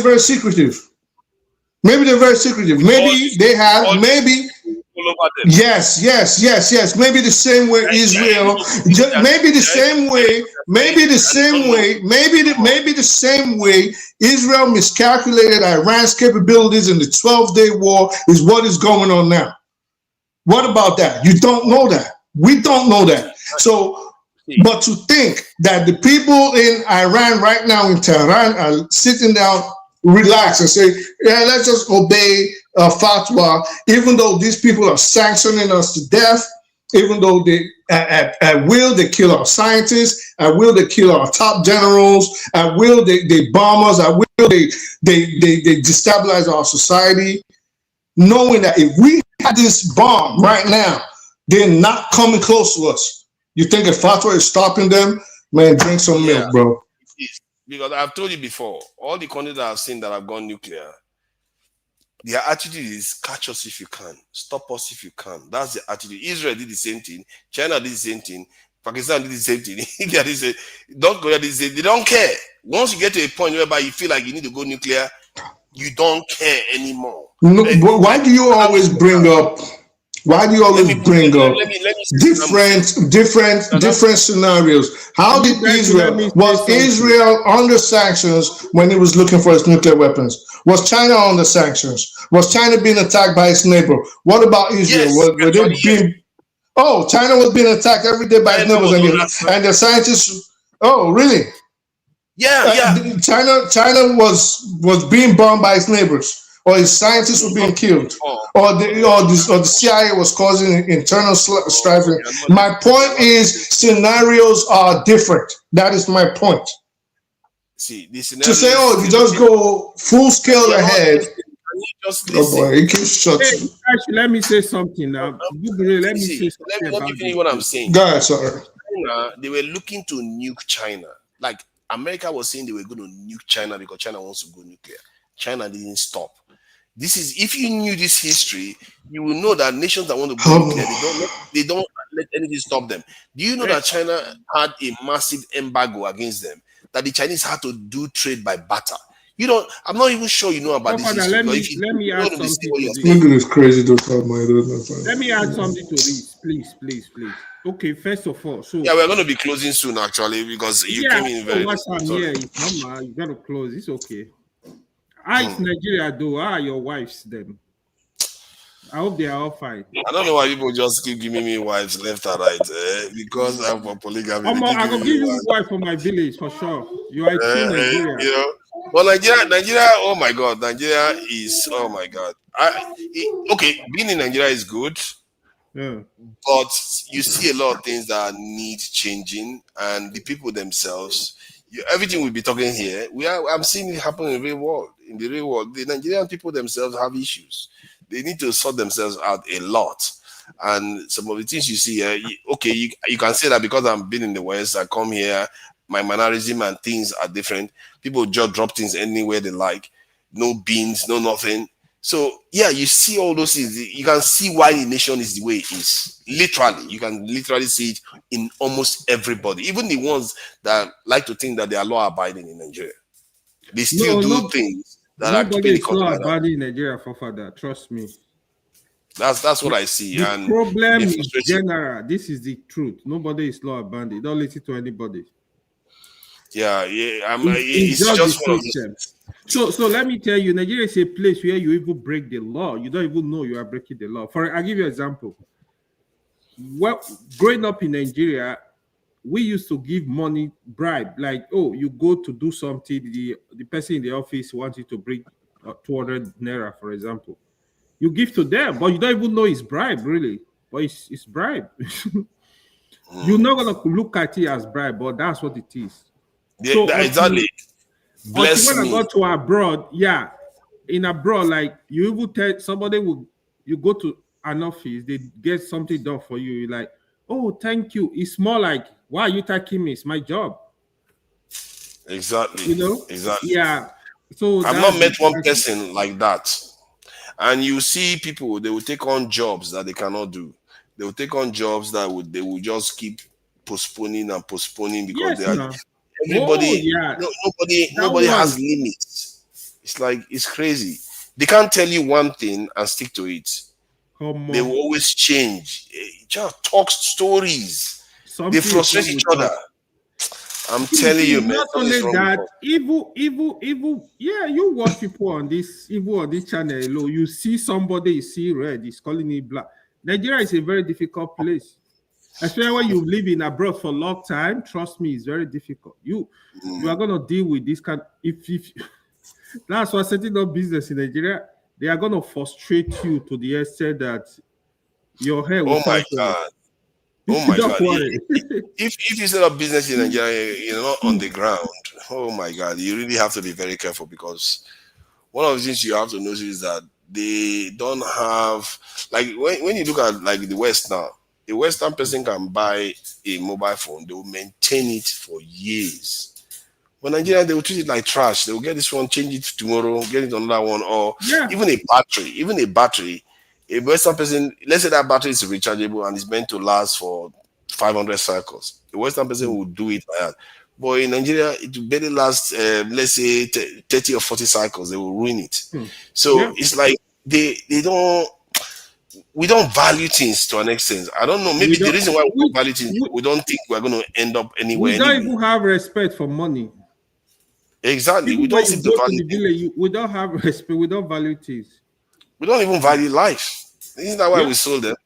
That's what is happening now. Now you see the killing going on. If we value life, why would people be dying like this? How come mad people go to a village, kill hundreds of people? Like, burning people inside their houses. Like some people that lock themselves inside their houses, they burn them. Oh my God, those people, To me, as far as I'm concerned, is madness of the highest order. Like there is nothing you call it. You see. No mercy for such just people. That no mercy. It's just that the government fail. To be honest, if I'm in charge of, just look for where these people are in the forest, bomb the shit out of, bomb all of them. They didn't do anything to them, just because they didn't sign up with you. You go and do that to them. Evil. They said they wrote a letter to that community, right? Honestly, I will really blame the government on this foolishness going on in Nigeria. That's why, for me, I don't want to reduce this. The other thing, we, the people, we divide ourselves. Oh, it's Christian genocide, it's Muslim genocide, it's whatever genocide. This does not matter. It's just that the government are not responsible. All you need to do is to, whoever is involved in this, crush them. There is no two ways. Because if you don't, you are giving them power to go and buy people the way they are doing now. Yeah, I'll be having a lot of conversations with people in Nigeria, like Hausas, and even in Northern that is not Hausa. I was having a conversation with them. The North is very complicated, People don't necessarily understand how complicated the North is. There are many people that are Christians in the North that are not Hausa even. Non-Hausa a lot. People don't know. Because they speak one language, people tend to think it's just one. Every time, people think it's just one. It's not. I asked one of them. It's very complicated. I asked one of them, how is it being a Christian in the North? He says very, very hard. Very, very hard. You see, now that is something that is different. If you ask a Muslim, how is it being a a Muslim in the South, they will not tell you very, very hard. Maybe they will tell you maybe they drink a lot, but that's it. They don't tell you very, very hard. So you see the difference there. This is the issue that sometimes I have with you sometimes, where I say there is a difference. The coloration and the nature of the atmosphere on both regions, there's a slight difference. And but that makes no sense, bro. It makes no sense. Let me interject. Between, what we have right, to. Unfortunately, that is sad, but let's take things in perspective when we make statements like this. First of all, you ask only one person. And I would expect by any metric based on everything that's happening in Nigeria today, you would have to categorize it as hard being a Christian. But why do we always do this north-south thing when we talk about religion, forgetting that Islam actually came into the South way before Christianity? So nobody's doing Muslims a favor. That is not the point. I'm just saying that. But I said, why do we keep making that statement? Because it's relevant, isn't it? Like if you're in the South, as a Muslim, and they ask you, is it difficult being a Muslim in the South? If you ask 10, my impression today is that 8 will tell you it's not. 2 may tell you it is. And it's okay, so that goes back again. I don't know which. That goes back again to my statement. Again, that goes back. Again, that goes back to my statement that why do we always do this thing where it is difficult to live as a Christian in the North because of all the terrorism going on? True, but why is it being made as if the Muslims in the South are being done a favor by having a peaceful life? And my point to you, my position is Islam actually did come into the South of Nigeria way before Christianity. That is what I said it already. I get where you are coming from. You are thinking that I'm saying it from the point of view that the Christians in the South are doing the Muslims a favor. No. But that's the implication. When you say things like that, that's what you imply. That's not what I'm looking at it. The way I'm looking at it is that's how we are supposed to. That's the minimum you can do, given the state of our nation. That's what. No, that's not the minimum. What the minimum we can do is say there should be peace all over the country. That's the minimum we can do. Not saying, well, it's difficult for the Christians in the North, but look, you're having life easy in the South. You're not having life easy in the South. Islam had always been in the South. So there's no favor. You can't say calm down. Each time I try to say something, you try to shut me down when it comes to pertinent issues like this. No, so my point is let's be careful when we make certain statements like this. Nigeria is not divided into a North and South Muslim or Christian dichotomy. Let's start feeding into Western. Let's start feeding into Western characterizations of that nation. What it does is further breed division. So the reality. You're just blocking talk now. See, this kind of attitude. You are not elevating your position in any way, because the reality is that I asked somebody, the person confirmed my already held kind of opinion based on a lot of evidence of people coming. The Deborah didn't happen out of my dreams. It's real. You're biased. I don't know why you're bringing Deborah. You're biased. You're biased. Calm down. Calm down. Deborah didn't happen in my dreams. Let's take it easy. Let's have the discussion. Yeah, you have to be. No, we're not having the discussion. No, small. It's okay. We are listening to you. It's something he doesn't want. That's why he'll keep shutting me down. He doesn't want that discussion. No. North, South. The Muslims are having it easy in the South. What? We've gone over time. See, I wish we could have this conversation. But this is not the day for it. I'm sorry. But I was just saying because AY was asking me about my experience in Nigeria. So when I have a driver, I tend to ask them questions to get an idea. And this guy was from Gombe, and he was giving us an idea of what he felt like. And he had a Christian name, that's a name that is not necessarily Islamic. So when I asked him how is it being a Christian in the North, he didn't hold back. You can see the passion with which he was saying it. So, and that is what I'm trying to highlight. And what if it is true? Based on the information that we keep getting, what if it is true it's harder in the north to be a Christian? What do you mean, what if it is true? My whole statement, try not to interrupt me. So my whole statement preceding me going into the point, and there are 5 of us on here, was that looking at Nigeria, it is not disputed that characterizing living in the north as a Christian, again, listen, is hard. There's nothing wrong with that statement. What do you mean, what if it's true? It is true. Okay. That living in the Christian north, yes, that's fine. But guess where it's not fine for you? Saying there's no favors being done for the Muslims living peacefully in the south. And I think Nigerians need to stop making that statement. I see it online all the time saying, well, there's peace for the Christians have it tough in the north. Yes, I agree. But but in the south, the Muslims but in the south, the Muslims are having it easy, which is not what we should be saying. Because if we're trying to say it as if the Muslims in the south are being done a favor, guess what? Islam came into the south of Nigeria, at least the western side of Nigeria, centuries before Christianity came in. So they're not being done a favor.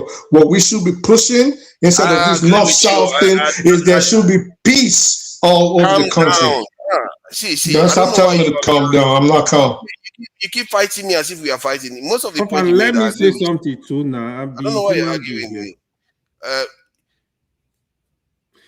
So I just joined. You want to close the platform? You let me speak.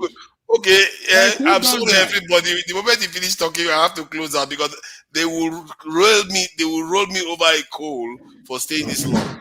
Please, once you finish talking, we round up. Thank you. Look, you see, Jaguna, I was greeting you today. You ignore me. I'm not the problem of Nigeria, Jago. Why? I didn't even know you were. I didn't understand. I didn't know that you were greeting me. Sometimes I don't read. Sometimes I don't read this thing, but I don't read them all the time. Okay, no problem. You see, how are you, AY? I'm good. I'm surviving, man. That's right. I'm surviving with Trump madness. You see, it's not easy, man. Crazy. Yeah. Are you going to have another session, or is this it? And this is it now. I'm in Nigeria now. You know, no, I see. Okay. You know, someone that got a lot of wives in Nigeria will not have that time. Data is expensive. So I don't even know how I'm on right now, man. I'm not even. It seems to be working better now, but it's okay. Finish your point, please. Yeah, it's really good. The issue you guys are discussing, you see, this religious thing is very frustrating, to be honest. You know, the way we've taken this issue, no humanity, is very frustrating.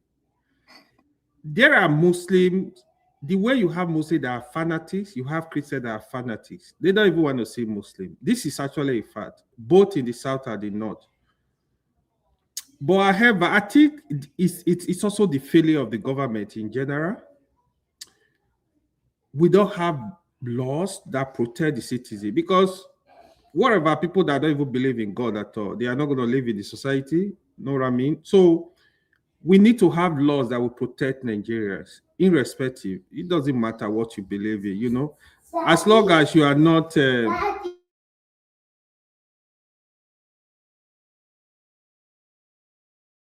Yeah, father of the nation is busy doing his fatherly jobs. And look at that. As long as you are not disturbing the public or harming your neighbor, you know. But this kind of thing we've seen now in the north, especially, you know, this killing going on. The Nigerian intelligence, I don't know what they are doing. Because I feel there is a lot going on in Nigeria that people don't know. Because when you really table all this issue, you see the killing on both sides, either Christian, Muslim, is high. You can imagine what Boko Haram have done for more than 10 years. These mad people also coming up, what they call them, the Gararawa, or whatever they call them in the south, in Ilori. Different foolish group. Yeah, it's very frustrating, you know. Just go to people community, burn them down, go to Benue, burn. I don't know. For me, I'm a Muslim. Fulani herdsmen, Fulani jihadis, whatever they call it, terrorists, they are not fighting for me. I don't know. They are not considered them Muslims. Whoever want to consider Muslim, that's his business. To be honest, they can burn in hell because Islam does not allow, does not give you any right. Does not in Islam, life is sacred. So they are gonna burn in hell for sure because you can't be destroyed, burning people alive. No. Okay, I'll give you an example. Islamically, even during war, you can't touch women. You can't touch children. You cannot. Even during war, but combatant war, you cannot touch children. You can't even destroy plants. That is what I wanted to tell you now, Father. Like the issue, the part of the reason why Khomeini passed fatwa for nuclear weapon in Iran. That's part of the reason because it's very destructive. There is no Islamic backing etiquette. Do you think these guys care? Hold on, everything you say, you think they care? Just let me say. You can use it as a deterrent, but you cannot, Islamically, you cannot even use that weapon on human, on anywhere, on human being. You cannot. This is the truth. Go and do your research, confirm. But when you have it, yeah, nuclear weapons generally serve as deterrent. I don't see what people are using it for. But if I were Iran, I was in that position, oh, for sure, man, I'm going to push for it.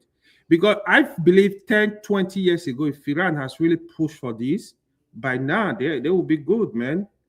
Trump will not bring that Armada, whatever they call it. If you're not even close to your border, man, he will not. You think Trump can bully North Korea, Kim Jong-un like that? No, you can't do that. You can't try that with Russia because you're going to. I actually think that if Iran had gone nuclear, there would have been Israeli-Palestinian peace deal by now. Peace, straight up. So there would have been. Why are you stopping people from having it? If Nigeria can have it now, will be. Look at what is happening in Ukraine. You think if Ukraine have nuclear weapon, you think Russia will ever throw a bullet inside Ukraine? They will not do it.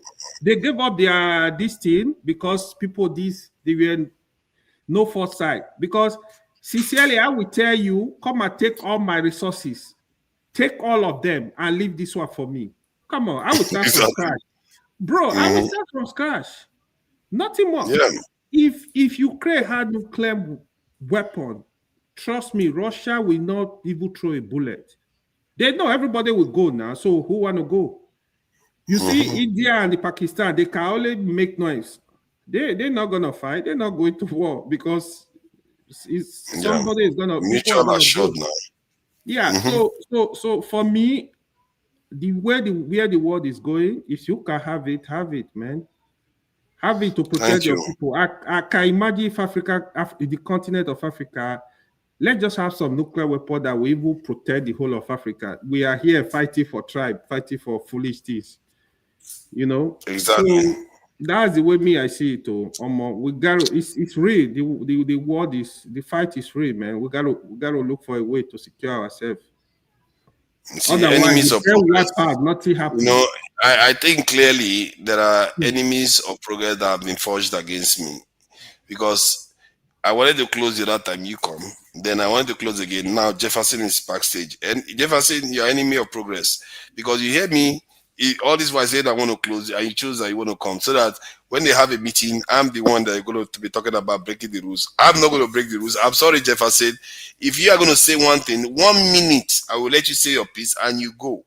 Because I'm not going to get into trouble. And bring Jefferson. And then when you go to that meeting, you just bring Jefferson's name. Give me 1 minute like that. 1 minute that I go. 1 minute like that. Yeah, you're going to give you 1 minute because it's 57 now. I don't want you to eat for 4 hours. At least I can say it's less than 3 hours. So say your piece, and as you finish speaking, I will just end it. Please go ahead. So are we talking about what we discussed in the afternoon, or just you can wish Nigerians farewell, Nigerians are suffering people, and I'm in Nigeria right now, all the hardship you can say whatever you want to say. You can talk about the troops in Nigeria, Epstein file, but give it 2 minutes. 2 minutes you've got. Less than 2 Okay. minutes now, by the way. No, 2 minutes. 2 minutes. First of all, forefathers, it's good that you're actually in Nigeria. Like this, our favorite. This one of our artists, Idris, the guy that sang "Everybody Jaga Jaga." He says, Idris Abdul Karim. Of every Nigerian. You know, the guy is the realist because the guy knew it in the Siam. You know, when this guy took in, he made it a song about the administration. And funny enough, just like Fela, he's a Yoruba guy. And it's not about tribe anyways. So injustice to one is injustice to all. You know, so basically what we're all fighting for here is we need a step in the right direction. As it is now, let us tell ourselves the truth. Our leaders are messing up big time. They're not doing the right thing. It's so obvious. All this lobbying and trying to do. Look, at the end of the day, when you say Africa is a great continent, we have the potential. It is actually me and you making the decisions. Me and you making the decision to do what is right. You know, we must not copy every single thing by the playbook. You get brain, I get brain. Oyibo they chop pizza. We should chop